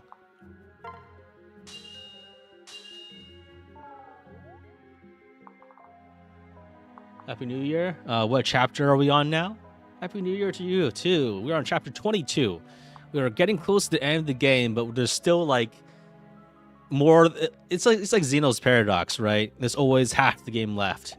We're like in the second half, but between there's still like 5 more halves because we're gonna have to take a lot of paralog detours, and those chapters are not going to be nice. I just realized that I probably should have. I should try to get Jacob hitched with Hanoka or something. That way we can squeeze in another paralog chapter for XP if we need it, or if we need to. And more importantly, weapon rank. That's also really important. I think you can probably... Oh, shit, that's so much damage. And if there's ever a ROM hack for me to play, it'll be the Fate Summon to turn into Shadow Dragon. I guess, but I don't really want to play Shadow Dragon, but not Shadow Dragon, right? I guess it's the same reason why I haven't really seriously delved into like FE3 or FE1. It's like kind of replicating the experience without like really. It's like it's a little derivative, which is mostly why I don't want to do it. There's nothing wrong with it, and maybe, right? Like I mean, I say that as I'm playing Fates for like the 70th time, but I feel like there's enough run variation in gameplay where I can honestly say to myself that this run is much different from the other one, right? And I guess simple fact is, as I don't really think as a like in a cost benefit ratio sort of thing, I could really make like a Fire Emblem Gaiden video that could actually capture people's interest. Because the game is for the NES, and it looks ugly, and it sounds ugly, and it kind of sucks.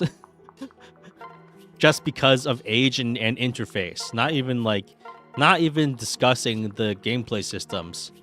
It's just something that is aged too much to really... It's past its expiration date, metaphorically, and also actually, in terms of like a game. Which is like, it's a sad thing, but it's also true.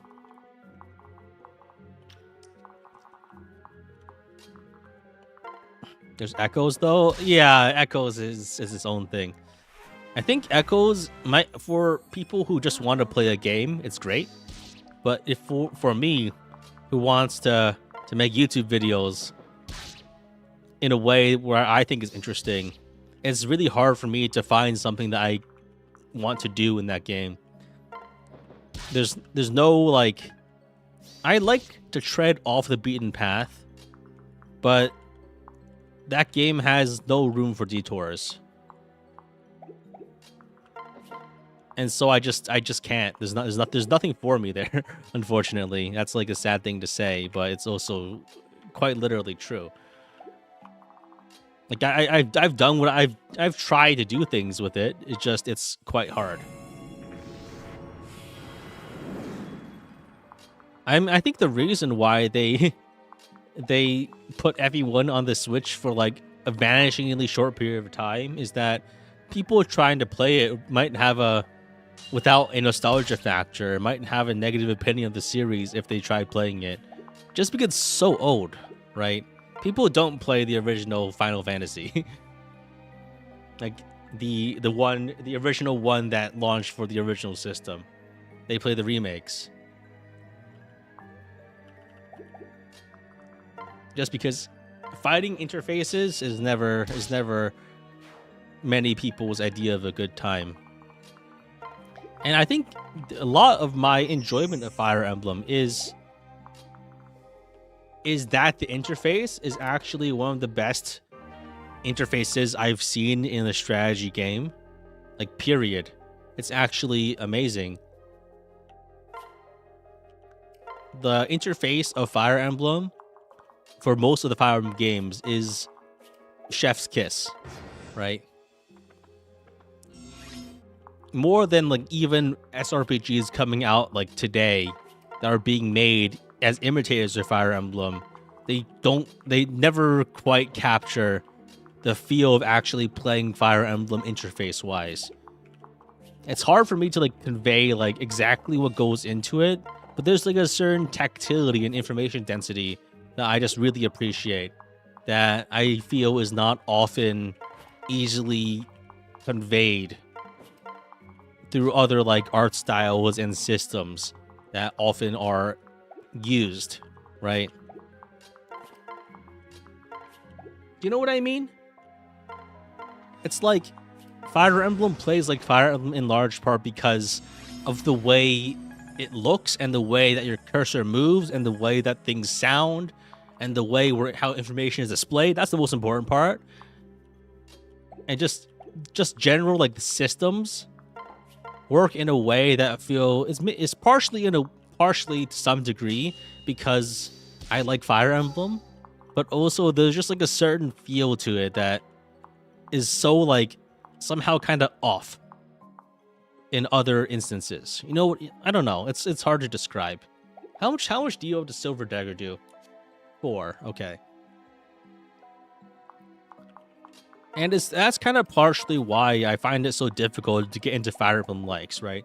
Because in a way, Fire Emblem is like it separates itself from strategy games in large part due to its relative simplicity.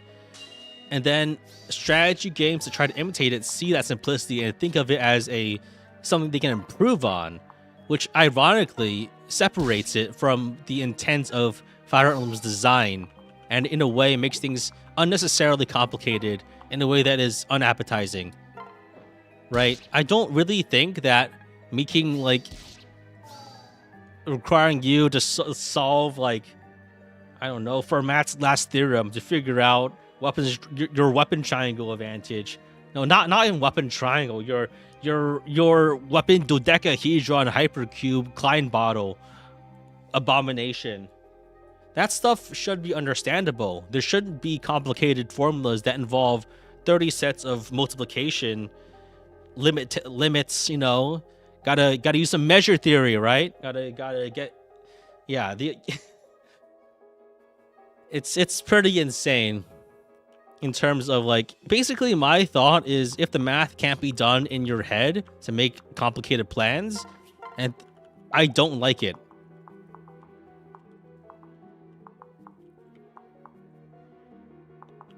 And I think some games intentionally like obfuscate it too, which also pisses me off to no end. With like damage variance and just not displaying enemy HP bars, that sort of thing, right? Where it makes like it forces you to like think less because you cannot reasonably actually calculate things, and that just, I don't know. I'm getting pissed off at people I made up, right? But I didn't make them up. This happens in every other game. Kind of like Dark Deity, yes, yes, exactly like Dark Deity. I think Dark Deity 1. I haven't really played the second one. Have no intention to. I don't know if they made things simpler or better or anything, but I think as a principle, if game 1 sucks, I'm not looking forward to game 2.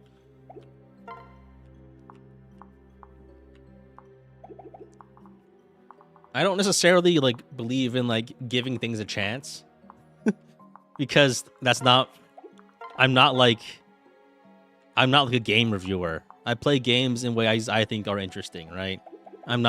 If there's a game I don't like, I think it's better if I just don't talk about it. I say that, but then like, I don't know. I mean, the topic was brought up, so the well was poisoned.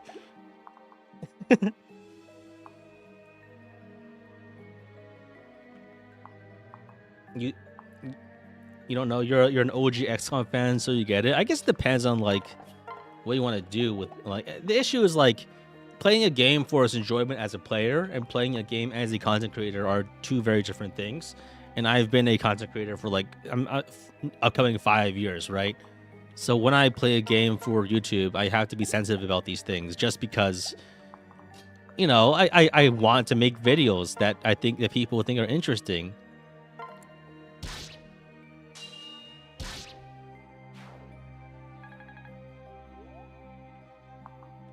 And in a way, that kind of makes me a little worried about the direction that Fortune's Weave is going, because I see a lot of moving parts, and In some ways, that can be done well. I think Engage did the ring system for how complicated it was pretty well.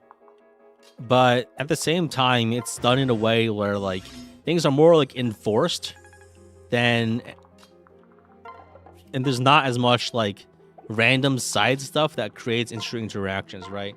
I feel sounds with our power techniques again. Fuck, damn it! This is what happens when I start complaining about things.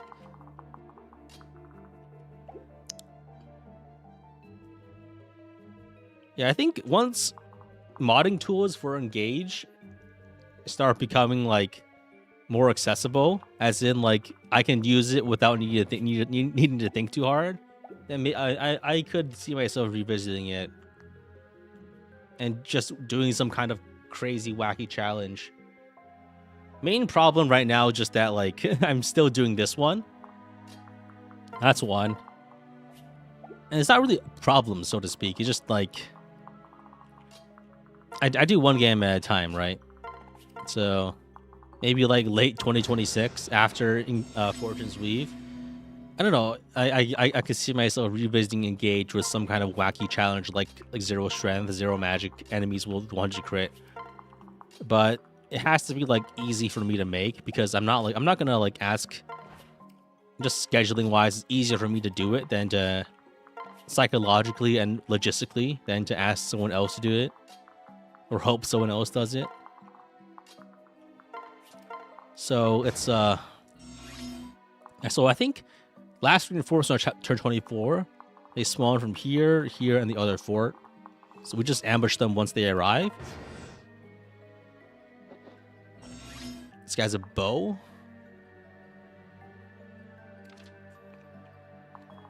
He's a Naginata equipped. So I think we just shoot this guy, right? We can probably do it with like weaker characters just to build up more support and rank. That's a lot of damage. And Nonco's rage baiting me in chat for an advantage. That would be funny if like, I don't know, it's like I'm a small kind of a fan of like games kind of like taunting you. But like, what if, I don't know. I'm not really a fan of like LOMs, but imagine a game like making very, very personal insults. by using by using intrusive Alexa style technology to directly insult you about your personal life after you beat a boss. That's the next stage in video games. Like directly blatantly using like their unethical tools to insult you directly in real life.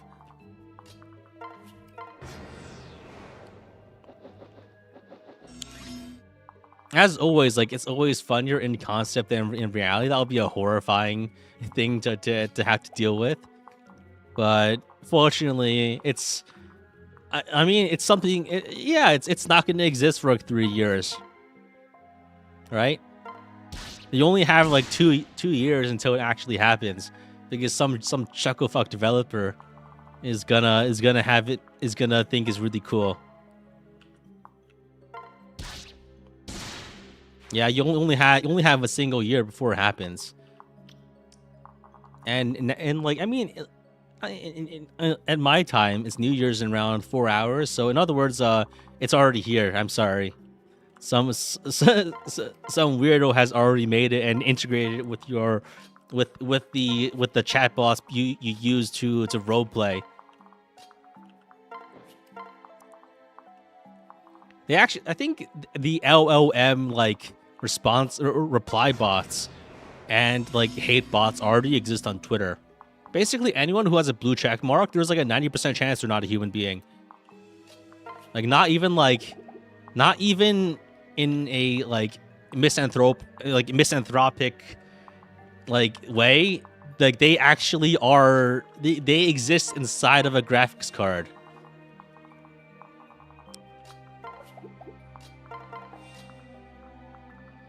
All right. Thing is that for Fire Emblem, the gameplay wise, right, it's very there's chance involved, but it's very calculable in that you can make decision trees based on what goes right and what goes wrong. Oftentimes, it's like this thing goes right, and then you can keep going, or otherwise you need to replan. It's not like if this goes right, then like this thing would maybe have to go right. I don't know. It's easier to plan when you don't have a damage range, basically.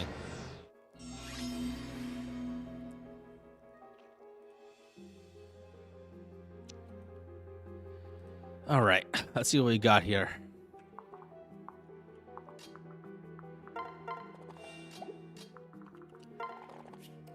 We should be pretty close to beating the map. After it'll only take. That's so many enemies. Holy crap! And there's so many ninjas too. I don't want to fight these guys. Is this a siege map or a defeat boss map? Siege. Okay, so I think my plan for these guys in the centers is to not fight them at all. I do not want to fight these ninjas. There's so many of them. I'm just gonna clear up the entire map, grab the chests, and then just like I'm just leaving these guys alone. They can live there for the rest of their lives. I do not want to fight them. 5 ninjas in their bachelor pad. I'm not fighting those guys. Those guys are stronger than my entire army. Like I can't hit them from the skies because it will kill my flyers. I can't open the door because then they'll rush me, and I can't kill 5 ninjas at once. It's that those guys are scary. I'm not fighting them. The moment I do, I'm dead. I'm donezo. We're cooked. We will not live to see the next year. Okay, so we have a dragon spirit, 44 magic. Holy shit. Okay, so I think can anyone survive this? So if we have Hinoka with the Guard Naginata, that's 36. I think if we buff with Jacob, that's 40. We have enough speed, right? Okay, so we should be able to bait this and maybe the flyer. Yeah, I think that should work. We can bait with Jacob and Hinoka, with Rally and Gentilome and Inspiration. We should be able to take minimal damage. We just need to pair up to not like die. Who's the best? Who's a good pair up? I guess we can put Baruka. I don't think it makes a difference here, though. You might have a bit too much defense, actually. Yeah, we have too much defense now. What? Oh, fuck. Huh? Did I put on the wrong tile? Oh, that's fucked. That is fucked. I went on the wrong tile because... Oh, fuck, the Z levels messed me up again. I thought I was going on this tile, but as it turns out, like, this tile is... Fuck. The parallax is fucking me up.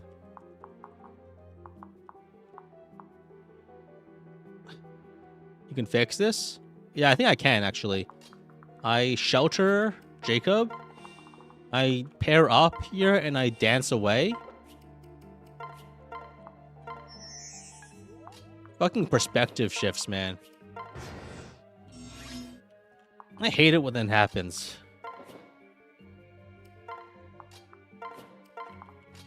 So I think if I go like this, it should work. I think we actually do it too well, and then we actually can't. Actually, wait, why am I baiting with Hinoka? I should just use... Can't I just use Felicia for that? With the Sunrise Katana? Man.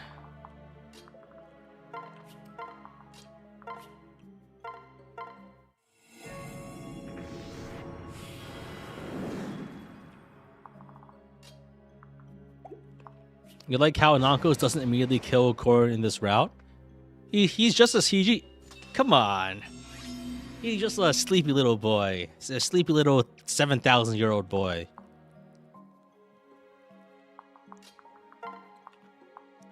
Okay, oh, damn, that...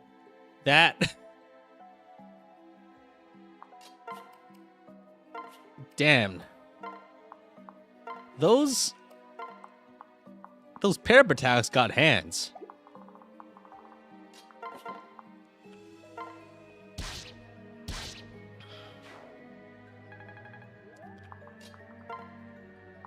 Okay, let's kill this guy with. I think we can hit him with the iron katana and then finish off with someone else. Probably Saizo, just to get a level.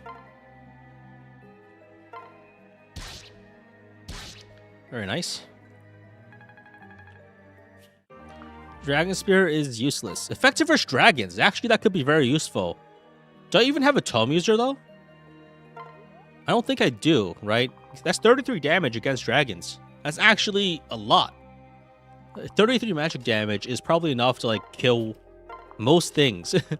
Granted, actually, the only dragons we'll fight are malignites, right? So we could probably kill them easily anyway. So on second thought, not that useful. Also, we do need A-rank tomes. I don't think anyone I have has A-rank tomes except Gunter. Gunter is B-rank.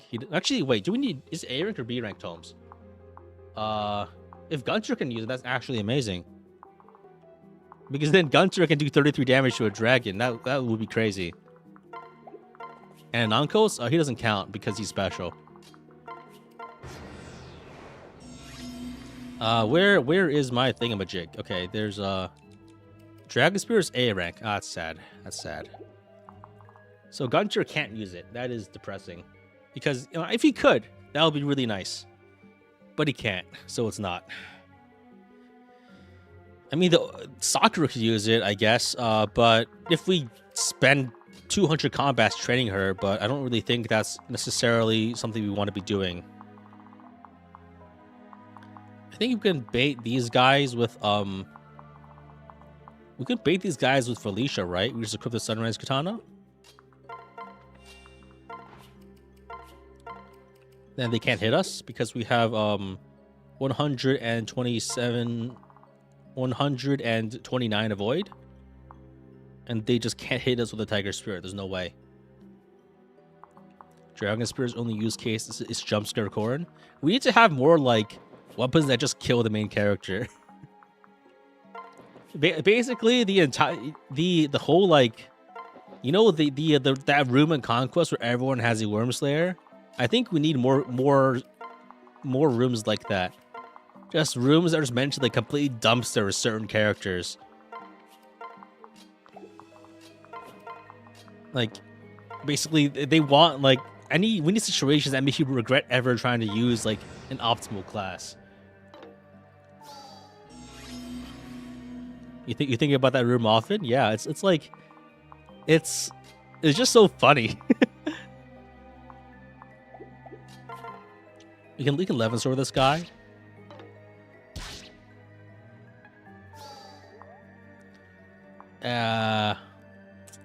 What else can we do to this guy? He doesn't do any damage. He's very weak. But we are actually in a very cramped spot, so we can't do that much about it. So let's not complicate things and just kill this guy. Lords when democracy shows up. I don't really think that Fire Emblem is necessarily like a game that's necessarily about like governance. Right? Who actually governs in Fire Emblem, right?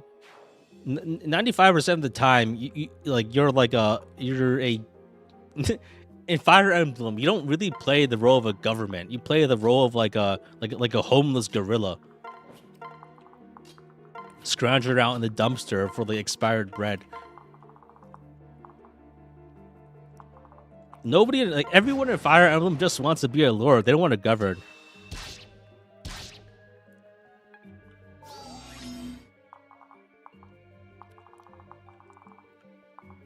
Like, what's Mortal's tax policy, right?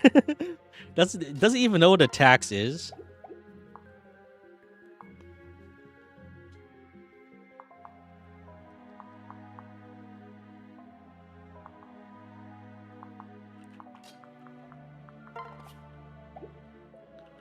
Gotta be a little careful here about ranges. So I think what I could do is I could actually wait. I could get Saizo injured. And that way, I could reactivate my skills. Right? I could get killed. I don't do enough to get killed. I don't do any damage. We could have Kaze move up and get injured. Right? Kaze surely could get injured here. He cannot. But we can hit this guy with a cowtrop, so he takes 1,000,000 damage. In theory. Maybe Garen had good feminist policies? I don't think Garen had policies. Isn't that like the whole point? He's like riddled with like dementia. And and being impersonated by a goo monster. Does he even have a brain? Do goo monsters have brains, or is it like a distributed nervous system, like a slug? No, not like a slug, like a worm. I don't think he has like a central brain necessarily. Garen has like 5 wives. Garen had 5 wives. I think they all killed each other in war. they duked it out. I don't think there are any dukes anymore because they all killed each other, right? Too, right? Are there dukes in Nor?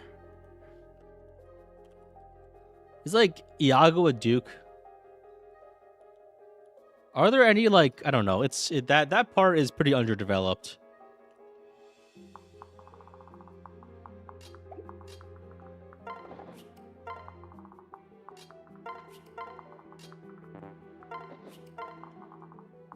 All right, got Tiger Spirit here. Kath teaching Roy about tax evasion is the only one you can think of. I mean, the whole point of like Fire Emblem is being an exiled prince, right? That's the whole like not, and I wouldn't say point, but that's often the actual theater. That's the baseline story, right? It's not really about being the guy, right? You're never actually the guy who actually governs things in Fire Emblem, is what I'm trying to say. You're never actually in a position of power. You never collect taxes, is what I'm trying to say.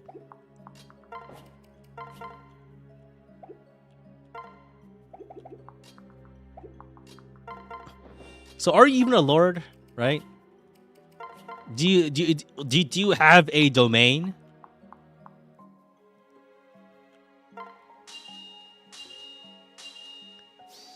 So like I feel like most Fire Emblem lords are only ever lords in name only for the entire game. Right? I think Ike was a lord, but then he got a peerage, but then he gave it up. So he decided to go back to being a hobo.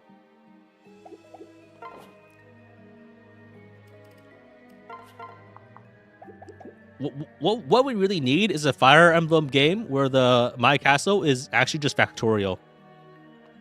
I think. Or Farmville. I think that would be an excellent use of everyone's time. I would play that.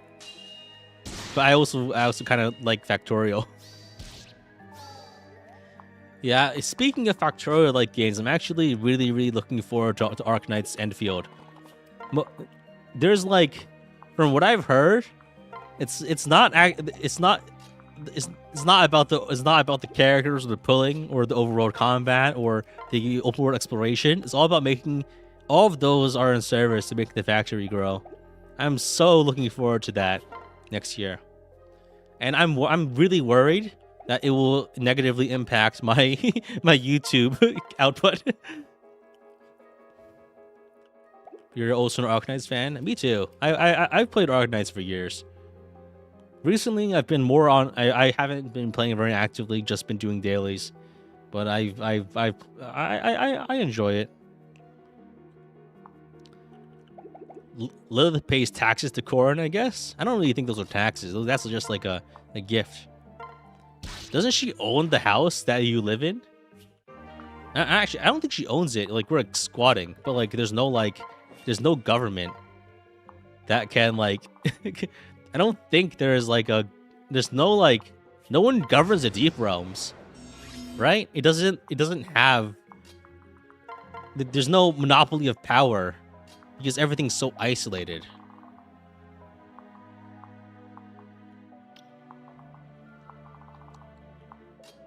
Like, can there even be a government in like the Fates style world where like there are deep realms where everyone is like lives in like completely independently? It's like a colonial situation, right? Where like you can't really effectively govern a nation that is like 7 months away from like that, because whoever's there can just like declare independence, and what are you gonna do about it, right? Did Gunter get silenced? Oh, interesting.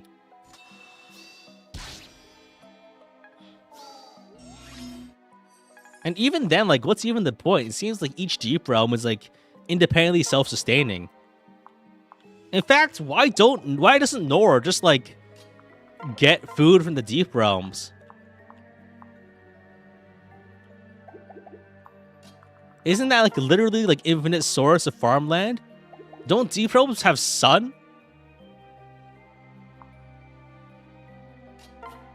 A plot hole in Fates? Now, this isn't a plot hole because the story wasn't designed around the DLC multiplayer features, right? But like, I don't know. It's just fun to be annoying about it. You know what I mean? But ultimately, that's all it is, just being annoying about a detail in a video game. I don't think any of this is like actually a legitimate criticism of the game. It's just funny to mention.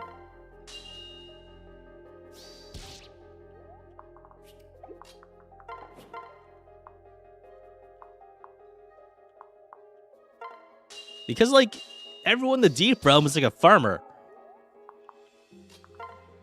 And it's basically like an isolated island, separate. And I don't know. I guess maybe the people who can actually access the deep realms are quite limited, but I feel like that's a lot of farmland, man. That's a lot of farmland. Those could sustain that much food could feed a Norian man for like 7,000 years, right? In our My Castle, we produce as many as 3 rice every calendar year, right? That's like almost enough to bribe a Norian soldier. How much is 1 rice? I think it's roughly like 5 lentils, I think.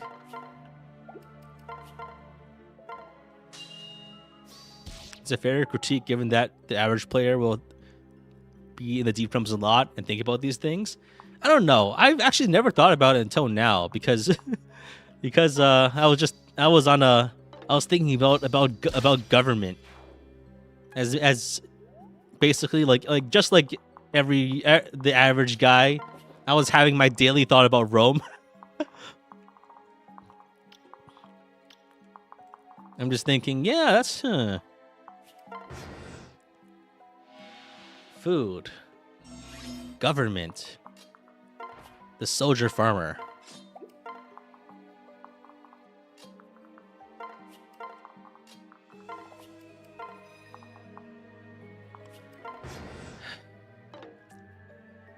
All right.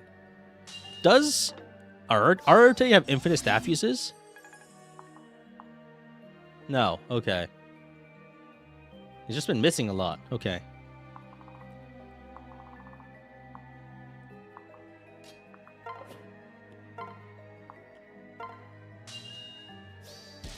Pyrotechnics remains amazing. I could also hit this guy with a cowtrop and not die, so let's do that. Cowtrop is like the best thing I've gotten since sliced bread. I don't even think sliced bread is that good necessarily. I mean, I guess there's nothing wrong with it. I messed up. Oops. Accidentally ended turn.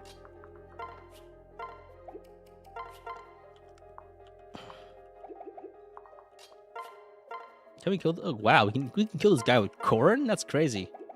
Yeah, let's get the kill.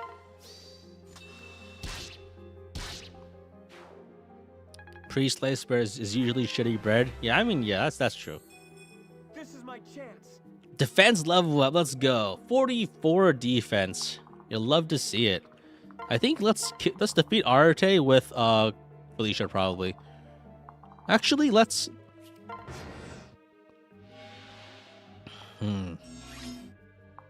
Okay, let's bait the Falcon Knight with Koran over here,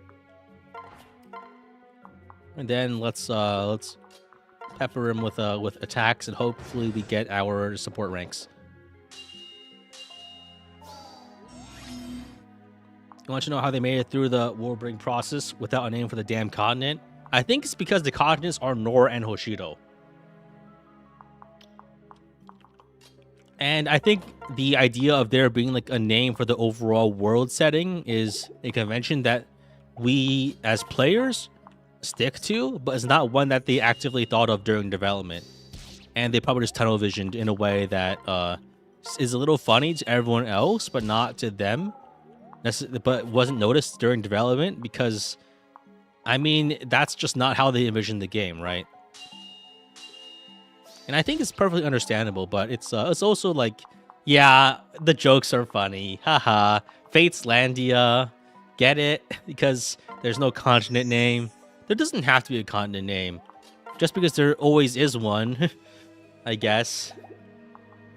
But, you know what I mean? That's like, it's just a convention that we made up. And sometimes those conventions are things that the developers acknowledge. And they do actually acknowledge that, right? Sometimes they do it for heroes. But oftentimes that's like very after the fact too. We don't really have big insights into the development process a lot of the time. It's hard to find those.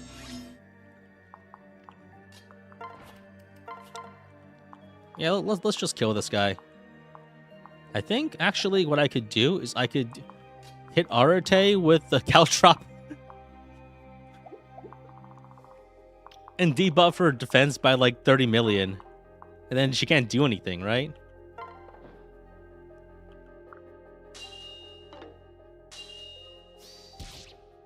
That's so much defense loss. Oh my god.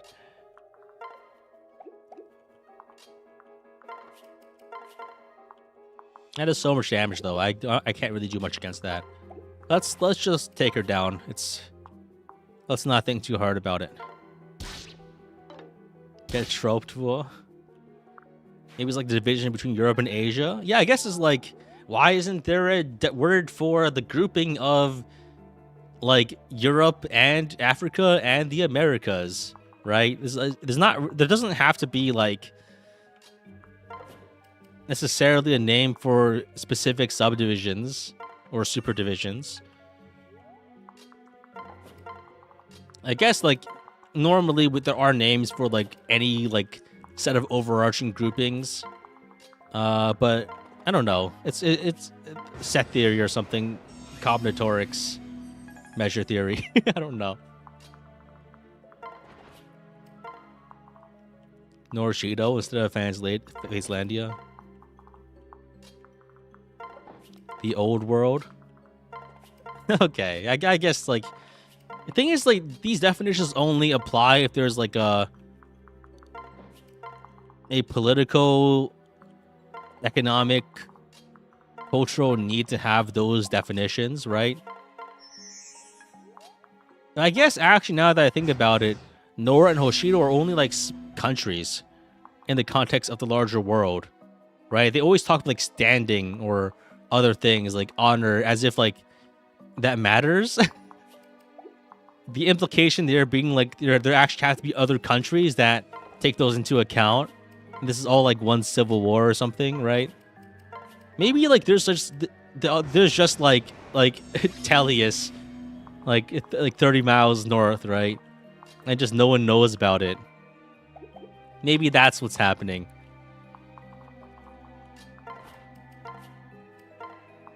Is Mokushu and is Izumo? Like, isn't Mokushu like 95% underground in the forests, right? And Izumo is like, I mean, we visited, I guess. I don't know. It's the geography of Fates is hard to understand because it's not really drawn out, right? It's just like points on the continental map, but there's no like other style map. You know what I mean? There's no like world map in the same way that other games have it. So it's actually the geography of Fates is like completely unknown to me. I don't know anything about what anything looks like. Circansia? That's like the water place, right? Yeah, I don't know, but those seem more like city states that are in the like intermediary spaces between like Nora and Hoshido. You know what I mean? Because they're close enough that you can like walk to them all the time. Forget about walkable cities. These are walkable continents. And that kind of leads me to believe that the entire like setting of Fates is like the size of like Britain or like Rhode Island. Or just it's like that's why the armies are like 30 guys each, right? This is like we're like Luxembourg level sizes of country.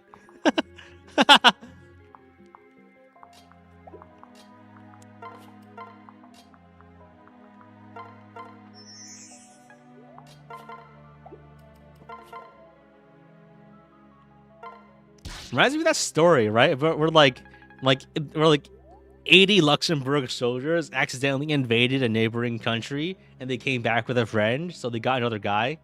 Fire together, and Together We Ride is playing in the background.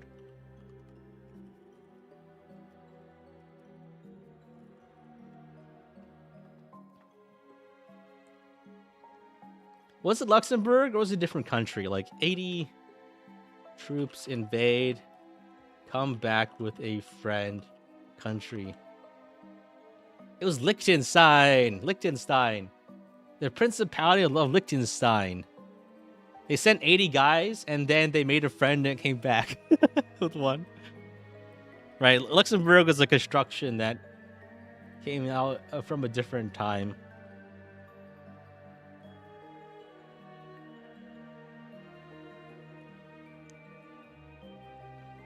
When was Luxembourg established? 1815. That was like Treaty of Westphalia, right? Then Liechtenstein. It's been a long time since I took like AP European history. I don't remember these countries. 1719. Okay. Separation from Germany. Okay. That was like HRE era. Okay. Yeah. I need to get back into world history. So it's always a fun topic. I mean, if we're talking about like truly small countries, like the Vala is like on the level of like the Principality of Sealand. You know, like the oil rig that sells certificates for being a country. That's Sealand. And Vala, I think, is even smaller than Sealand because, like, Sealand, one of those. I don't know how to pronounce it. It's barely a country. Who cares? But like, Vala is like one person. There's no people. There's like Anthony's corpse and like 30 like buckets of water. The buckets of water being Vala soldiers because Vala soldiers are made of water and these are summoned from water because Inankos is a water dragon. That's why they're transparent, probably. I don't know if they're made from water, but they're summoned from water. That one's true. The rest is something I could have made up.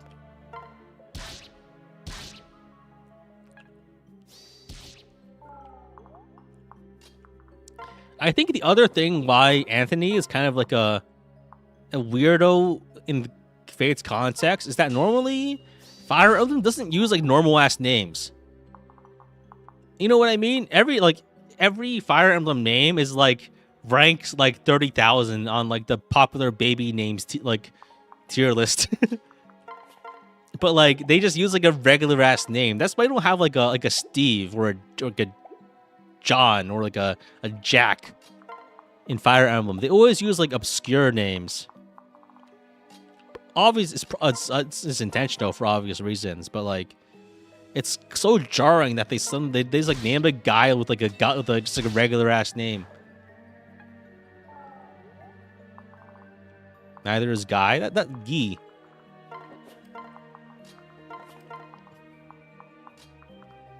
It's a common French name. Guy Fawkes. Actually, now I think about it, like, isn't the origin of Guy literally from like Guy Fawkes? Like that's why it became a thing. I'm pretty sure that's like the etymological origin of like calling people like a guy.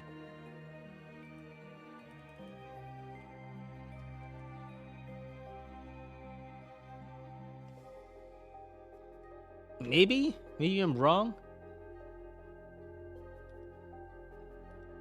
No, it does actually.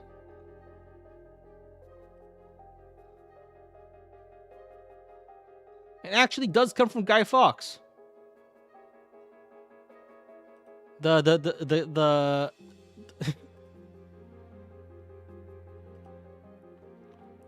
because of common name? No. It's. I mean, I'm looking at a Washington Post article from 10 years ago, and it actually kind of does stem from that. It seems. As in, like it's like calling like someone like a Andy. You know what I mean? I guess like a Twitch Andy. Now that I think about it, that might be the case.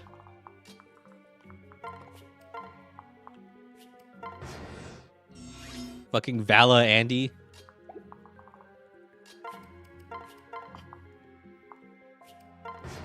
I mean, I think the actual etymological origin of why we like use the word guy, just for like a person, is like. Okay, yeah. And according to Wikipedia, the name was popularized by about Guy Fawkes, and how the word, according to Wikipedia, says in the early 19th century it's slang for a poorly dressed man, and then in the U.S. it became slang for an everyman. So Guy is actually just like the actual origin does come from Guy Fawkes. Xander is technically a common name. The only other Xander I know of is the guy from Starship Troopers, right? But like it is like short for like Alexander, right? I mean, again, these are like archaic, like, or uncommon names. Like that's why you don't have like a Joe in Fire Emblem, and that's yeah. His original name was Marx. I think. Okay, let me think. Let's.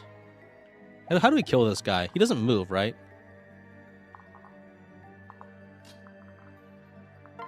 Anna? Okay, I guess Anna is a pretty common name. Benny.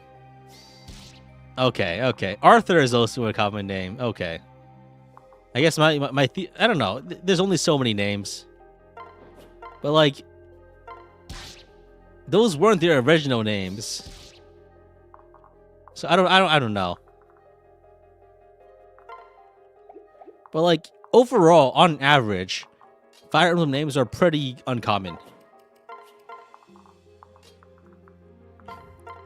Wolf? There's no one in real life named Wolf. Oh wait, there is that one guy, the CNN anchor, Wolf Blitzer. Now that I think about it, there is a guy named Wolf. Benny was originally Benoit. I mean, Benoit is like a French name, right? Hector. Yeah, Hector is, yeah. But like, I'm pretty sure Hector got his name origin from like Hector of Troy. That I feel like that's an extremely likely origin for Hector's name, right?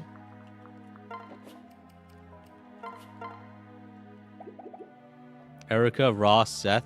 I don't know any Rosses. I guess Erica is pretty common. Seth is relatively common. Yeah. All right, let's. I think we should be fine. Yeah, I don't know. It's just like, on average, I feel the average. I don't know, I say average, but like generally speaking, I feel Fire Emblem names tend to be uncommon.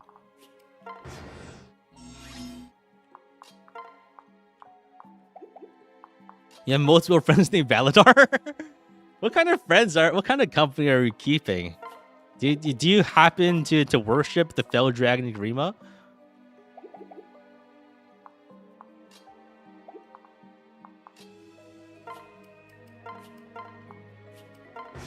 We'll say that they're more dated than uncommon.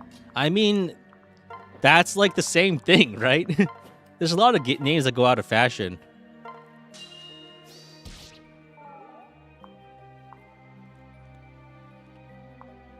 One of your friends is named for Mortis?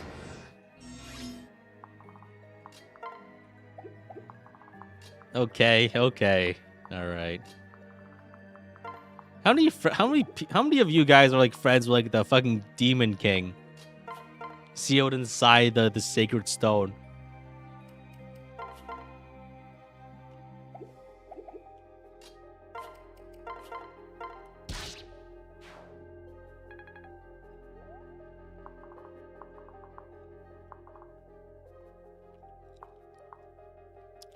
All right. Okay, let's grab our shit and leave. Excalibur. That shit's useless.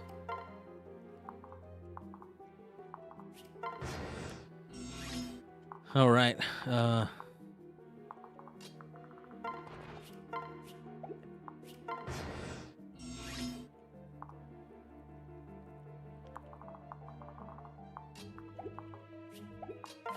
I think we have enough support points, right? We don't need to fight the ninjas. If I had to fight the ninjas, I might lose, so I don't want to do it. Just because there's too many ninjas for us to fight. And we can't reasonably actually debuff and defeat them. So I don't want to fight them. I'm too scared. We got all the stuff, right? All the treasure. Okay, very nice. All right, let's get the stuff and then let's leave the chapter. Recover. That could be good. Let's go. We beat the chapter. You have a friend named Marth from Fire Emblem? Soren is common in Denmark? Yeah, but there's like a special character there.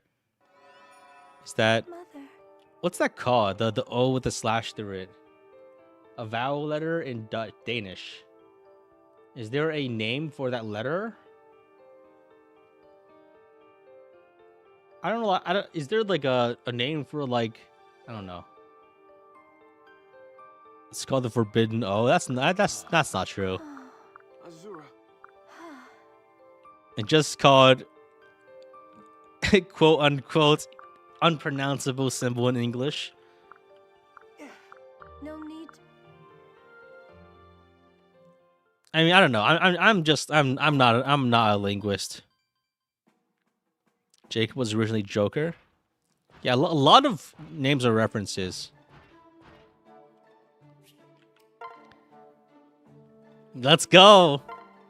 Let's go. Saizo and Peruka are hitched. I'm not reading this though. Paralog unlocked. Camilla and Kaze. Lovely. And now we have Kaze. Oh, we have more supports. And we have Takumi and Kaguro. Ooh. Wait. Let's go. We also have Takumi Azura somehow. Nice. Very good, very good. We have so many paralogs. You love it when your video game characters have intercourse with each other? It's the best part about the game.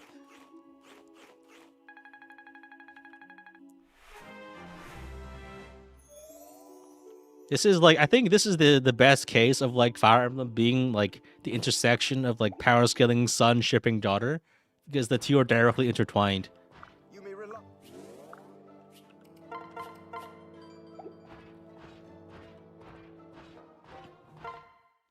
Hello, can I help you? This is a game about power scaling ships. Tiger Spirit, ooh. Goodbye. Any hardcore shippers actually care about Baruka Saizo?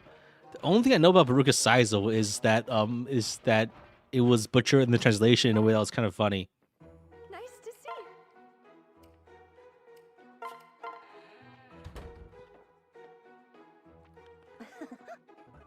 see. Okay. All right. Lovely. How much time do we have? Do we stream a bit more? And what's the next chapter? Arete Undone. What chapter is that?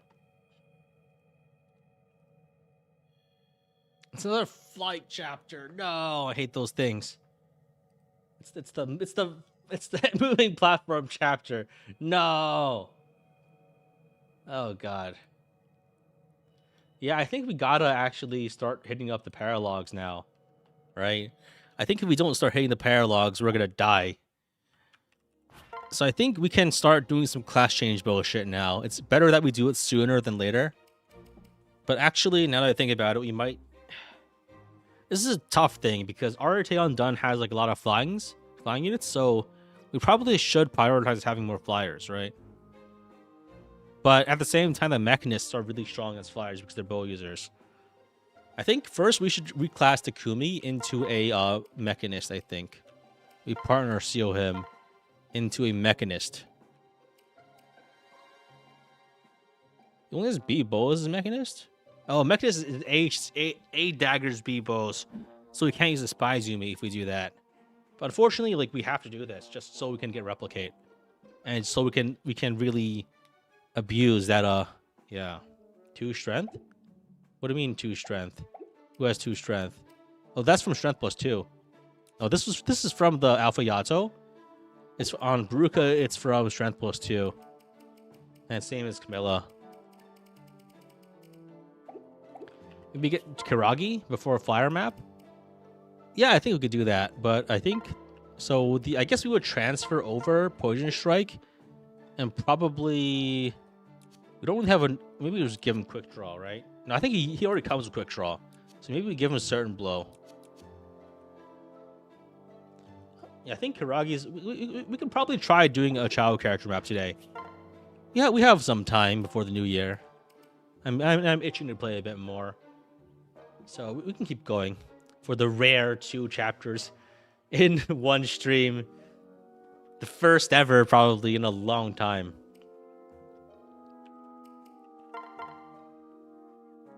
I guess also, yeah, maybe the play is we get Kiragi so we can get another... Yeah. So I think we can buy... Partner seals are unlimited now, right? Actually, we should upgrade all of our shops while we're here.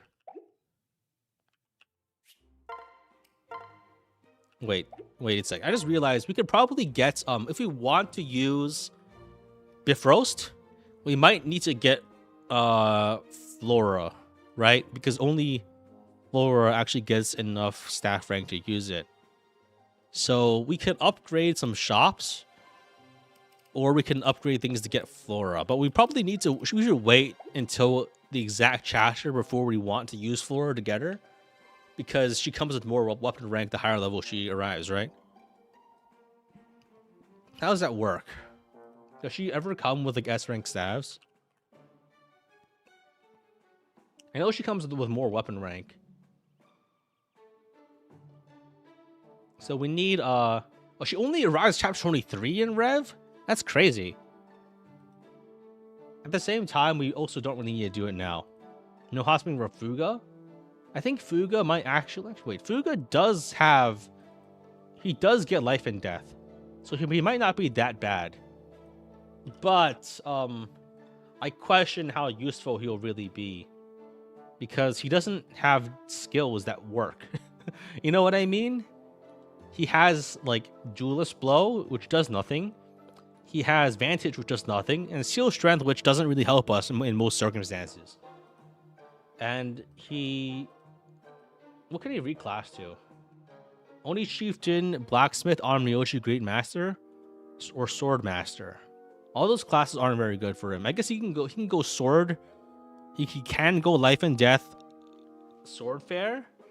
But that he needs to be level like 17 for that. I don't think it'll work.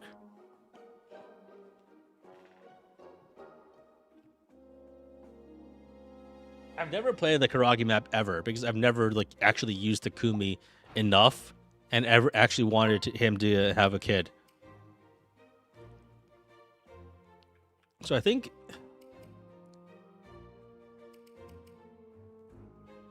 how do I do this?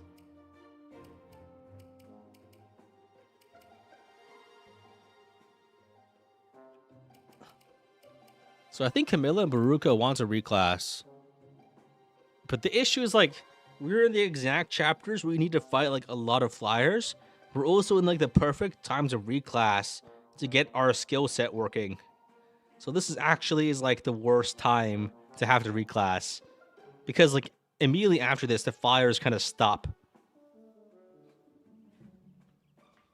I guess we still have Hinoka to deal with some flyers, but this is tricky. Because like the moment we reclass, our weapon rank also kind of goes to crap, which is bad because we want to have a good weapon rank, right? Reclass during the chapter, it's none of this is ideal.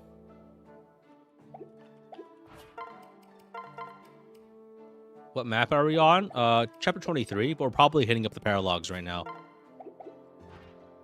Other paralogs? Yeah, I guess we could hit up the Kana paralog, but that one's pretty tough too. Let's go. Let's check out the Karagi map. Why bother moving Gunter supports when he joins your side in the end anyway? I don't know. It's probably just so you don't use him, so you don't get pissed off when he leaves. Okay, level 10. Where's Karagi? Where is he? Is he like... Why is his ass over there? Is it even safe to get him without getting killed? Holy shit, this map is insane. How do I do this map? Is it even possible for me to do this map? Holy shit.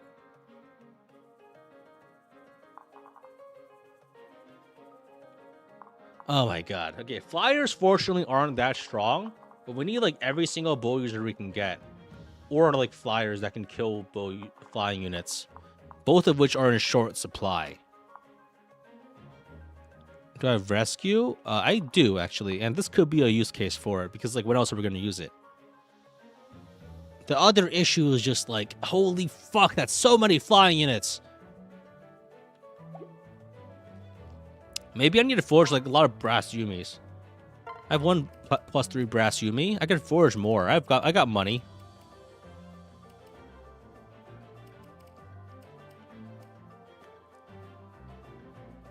Target has lock charge instead of poison strike right now. Yeah, I'm gonna reclass soon. It's just a matter of when I do it is like,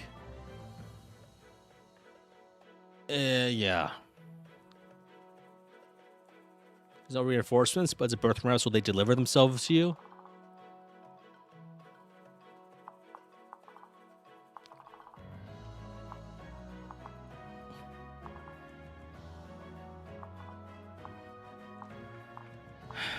This is tough. I don't know how to do this. Can Hinoka even use the shiny bow yet? No, she can't. Damn it. I don't have any good bow users. They don't have any rank. I guess Karagi has rank once he needs it, because he can use shiny bow immediately.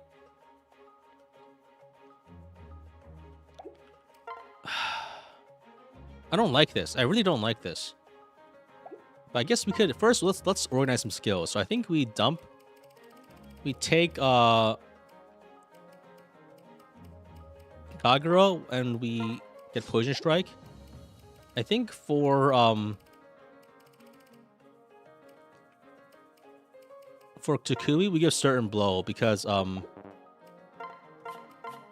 we're probably not going sniper for Karagi. I think we go mechanist immediately. Mechanist use all bows. The issue is just my rank is not very good. I need to make more brass Yumis, I think, or bronze bows, whichever I'm actually using. Because so many flyers, man.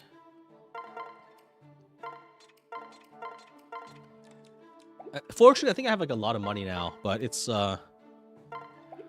yeah, I need to make more brass Yumis. Maybe a couple of +3s. So +3 is like 4K, right? I can afford that. And I think having that would be good, because I'm going to need it for like Camilla and Baruka when they reclass, which I guess I could do right now. I think I should do that now, because if I don't reclass now, I'll miss like the perfect level up opportunity, the perfect situation leveling them up to 15. So let's reclass. I think let's let's reclass Camilla into Mechanist, right? Because this way we can get replicate really soon. I think we save getting Midori and some other characters until after we get Mechanist. That way we can get Midori with Shuriken Fair. And Trample and other skills, right? So let's just do it. I think Bolt Axe is good, but it wasn't actually ever doing that much for us anyway. So let's go into Mechanist. Sorry about the noise. Mechanist is such a good class. I love it. Replicate is amazing. Unfortunately, it doesn't mean we can't use any items anymore, but we'll keep Hinoka, I think, and that should be enough. So Baruka now goes Mechanist. The Pokemon screech noises every time I class change. What? I don't even know why it does that. It's probably like calling the wrong soundbite or something. Or something when I use that. Yeah. Can a Mechanist use both of the spy's weapons? Mechanist can use spy's shuriken, but doesn't have enough rank for the bow. It's B rank cap for bows. Unfortunately.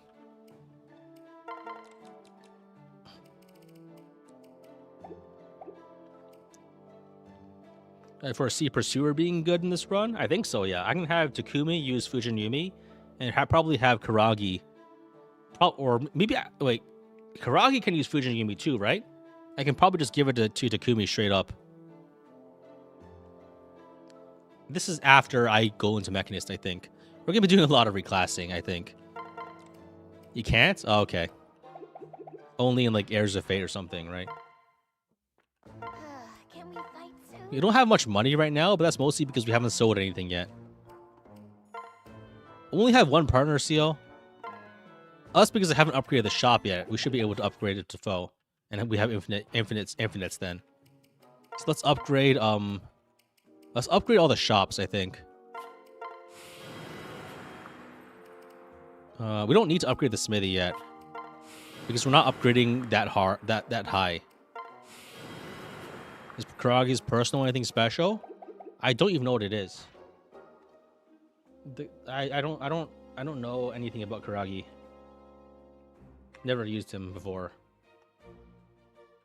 Optimist. He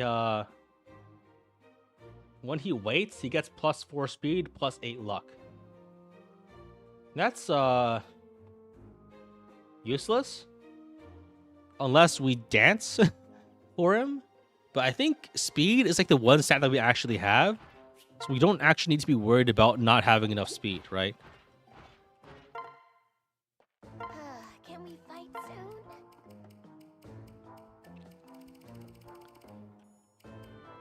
I'm doing all my reclassing now, so the question is, do I do 23 now, or do I wait until after 23 to do my paralogs?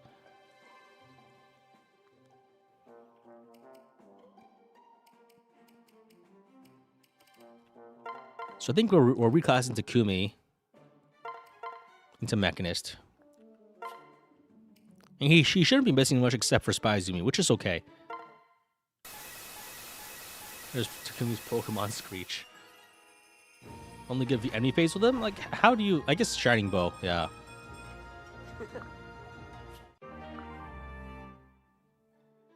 Kagero officially benched now? Yeah, she was always not very good. But she's like mega bench now. Freshly pressed bench juice. Freshly pressed bench juice. Yeah. I think, so we've reclassed these guys. I think now we class Kaze Saizo into flyers. This like really fucks our weapon rank, but I think it's definitely worth it just because once we get our 40% damage, it'll make up for any other deficiencies. We lose a lot to get this, but it's worth it, I think. And then we'll probably have to reclass back for replicate. But Mechanist is a better class to end up in for Kaze, and I think it's worth the gold hit.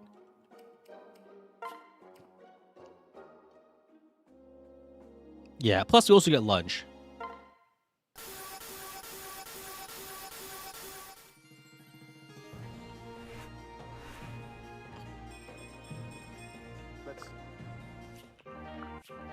Lovely. And then we reclass Sizo. And go Malignite. This should be okay. I think damage-wise, we weren't doing anything anyway. Aside from with brass, with bows. The one thing you don't like about Fates is weapon rank. Yeah, I think grinding weapon rank has always been really annoying. There's no like, there's just no two ways about it. It's always been the most frustrating part. So I think we can need to forge one more brass bow for Baruka. And I think we just rock like fire tomes or something for these guys. Because they're not doing any damage ever. Like, they actually can't do damage. I'll just buy, I think Sakura has never once attacked in her entire life. So let's just give her Fire Tome to Saizo. We need to forge a second bronze bow. Is it okay to change all these classes? I think so. It worked. Like, I think we should be okay. I think. So we can sell Kadachi. That's a little useless. We can sell the Wakazashi. We can sell the Argomio for sure. This is definitely useless. We're never going to use a Berserker. Iron Club also bad.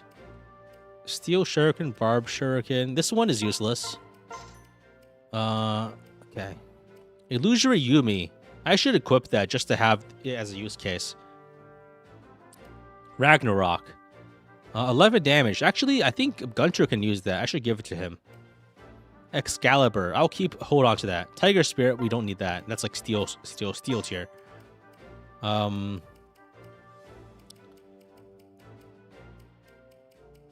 Showhorn. We have all these items. Gold bars. I think that should be enough for now. We still have like a bunch of legendary weapons to sell and silvers if we want to. So we should be okay. Let's go and buy another brass Yumi, and like if we don't need it anymore, we can forge it into a bigger one. So this is like, how much is a brass Yumi? That's 8 copies, right? Oh, it's on sale. So +1 is 2 copies, so +3 is 8 copies. 1, 2, 3, 4, 5, 6, 7, 8.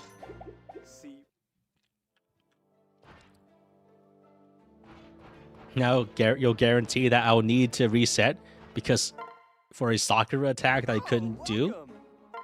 I feel like that's incredibly likely, so I don't like that you said that. I think you jinxed me. Why did you speak those words into existence? Did you not know that words have power? Now that you've given the possibility of name, you've doomed me. You've doomed me. How could you do this?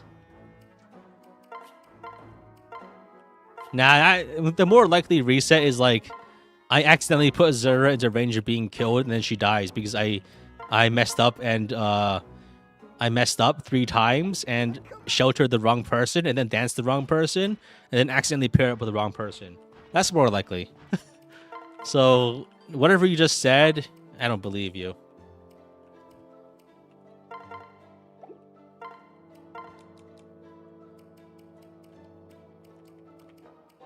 Chops. I don't think it's even worth buying like a brass shuriken, just because those things don't do anything. Even debuff wise, they're worthless. If only I had the broken level 37 Azura from the old Conquest streams, it wouldn't do anything for me because she doesn't have her 27 strength. So if she can't kill anything, she's still like not doing anything. She's already level 35, right? Keep in mind, like Azura does level up by herself naturally. Even if I had level 37 Azura, she still has 9 defense. I think she had 12 defense in the other one. But, like, it's still... You're not getting anything out of it, my dude.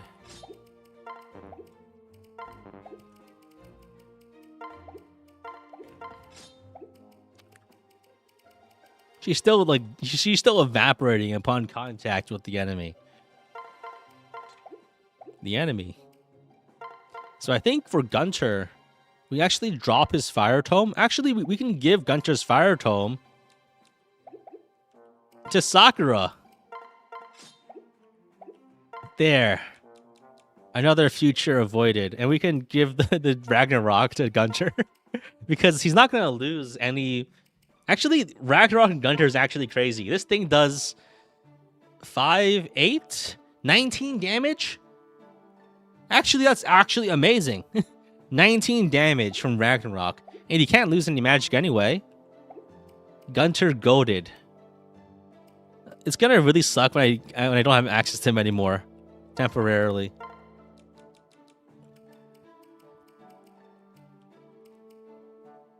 So I think I give Takumi the Illusory Yumi. Just because you can use it. Silver Naginata.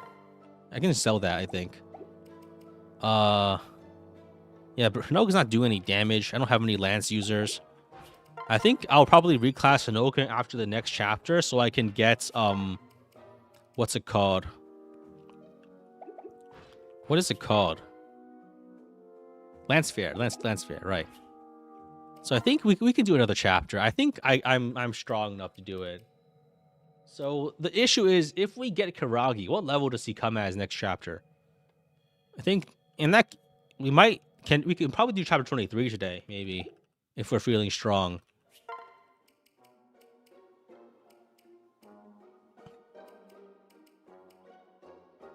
Let's see what chapter 23 looks like. Because the issue is, like, the later we do paralog chapters, the better they are for every purpose, right? There's more XP. The child characters come with more levels. There's no sense in, like, grinding, getting a character early and then grinding them. I worry that I may have fucked myself by doing this too early, not having flyers. No, actually, I got my flyers. And honestly, like, the functionality is the same anyway, now that I think about it. It doesn't make a difference the way I do things here. Because no matter what, they're not doing any damage anyway. So why does it matter, like, what class they are?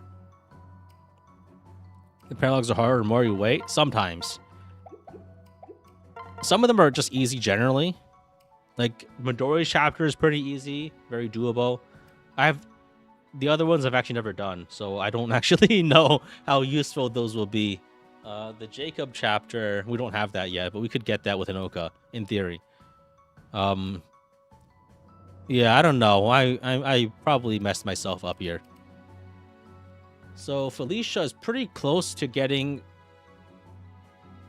Yeah, once Felicia actually goes into Bow Knight, she could use bows. And then she could instantly kill flyers. Right? That's actually crazy. Why didn't I think about that? I guess because last time I was using Jacob and he didn't have Bow Knight. That's actually... Yeah, Bow Knight might be a good ending class for Felicia. Just because sword and bow axe... Like, bows are probably the best weapon type in the game. Aren't they? They are, aren't they? There's just, like... There's actually no bidding a bow in this game. Because they actually kill things. In this challenge.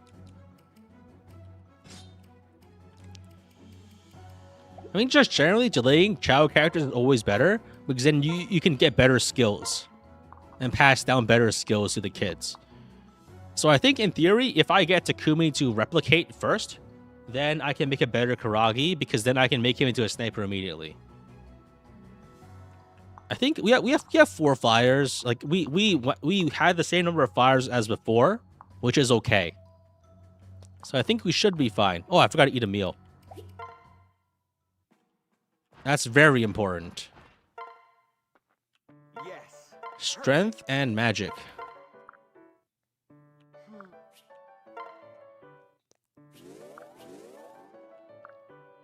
Fans of Hoshidan food. So these guys and...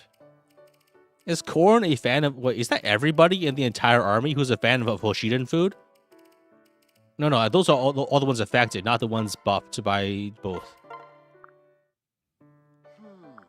Revolting? What the fuck? I thought you were supposed to be perfect. I thought that was Tsubaki's whole thing. Yes. Does he only make Hoshidan food? All females plus... Okay. That's only half the army. Disgusting. Why does he make such crap food? Yes. Perfect.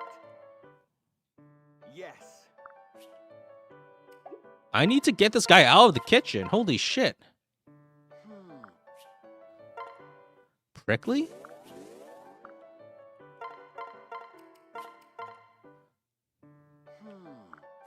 Spicy?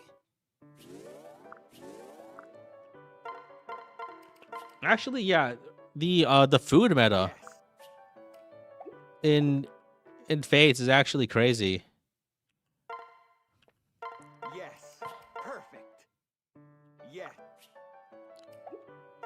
I guess normally you only have him in Hoshido chapters, so he just buffs everyone from Hoshido, right?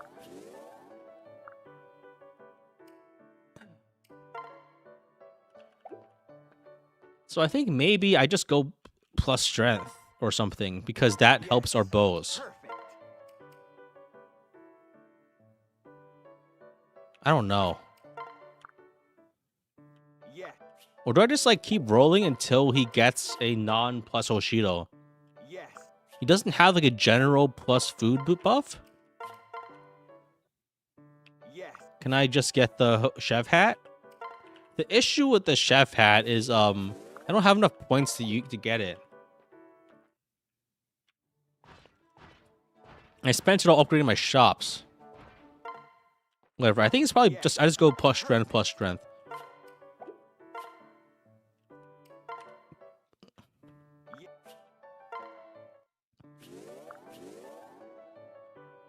That's fine. Because I just need my bows to do a bit more damage. I think it's sufficient right now, but it's always good to have a bit more. All right, let's just do chapter 20. It can't be that hard. It can't be that hard. It only takes 7 hours or something. Alright, undone. Big brother. I'm not reading this though. So it's this map.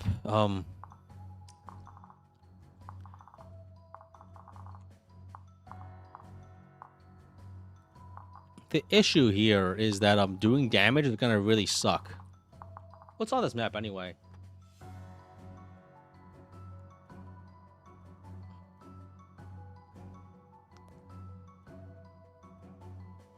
Should I even stream this today? I feel like this is gonna be a we get a second spy as Yumi here. That's really nice. Silver Yumi, Sword Catcher, Silver Shuriken, another Ragnarok, and the Chakram. Chakram is not very useful, I think, but it is a huge debuffer, but we don't have a Master Ninja.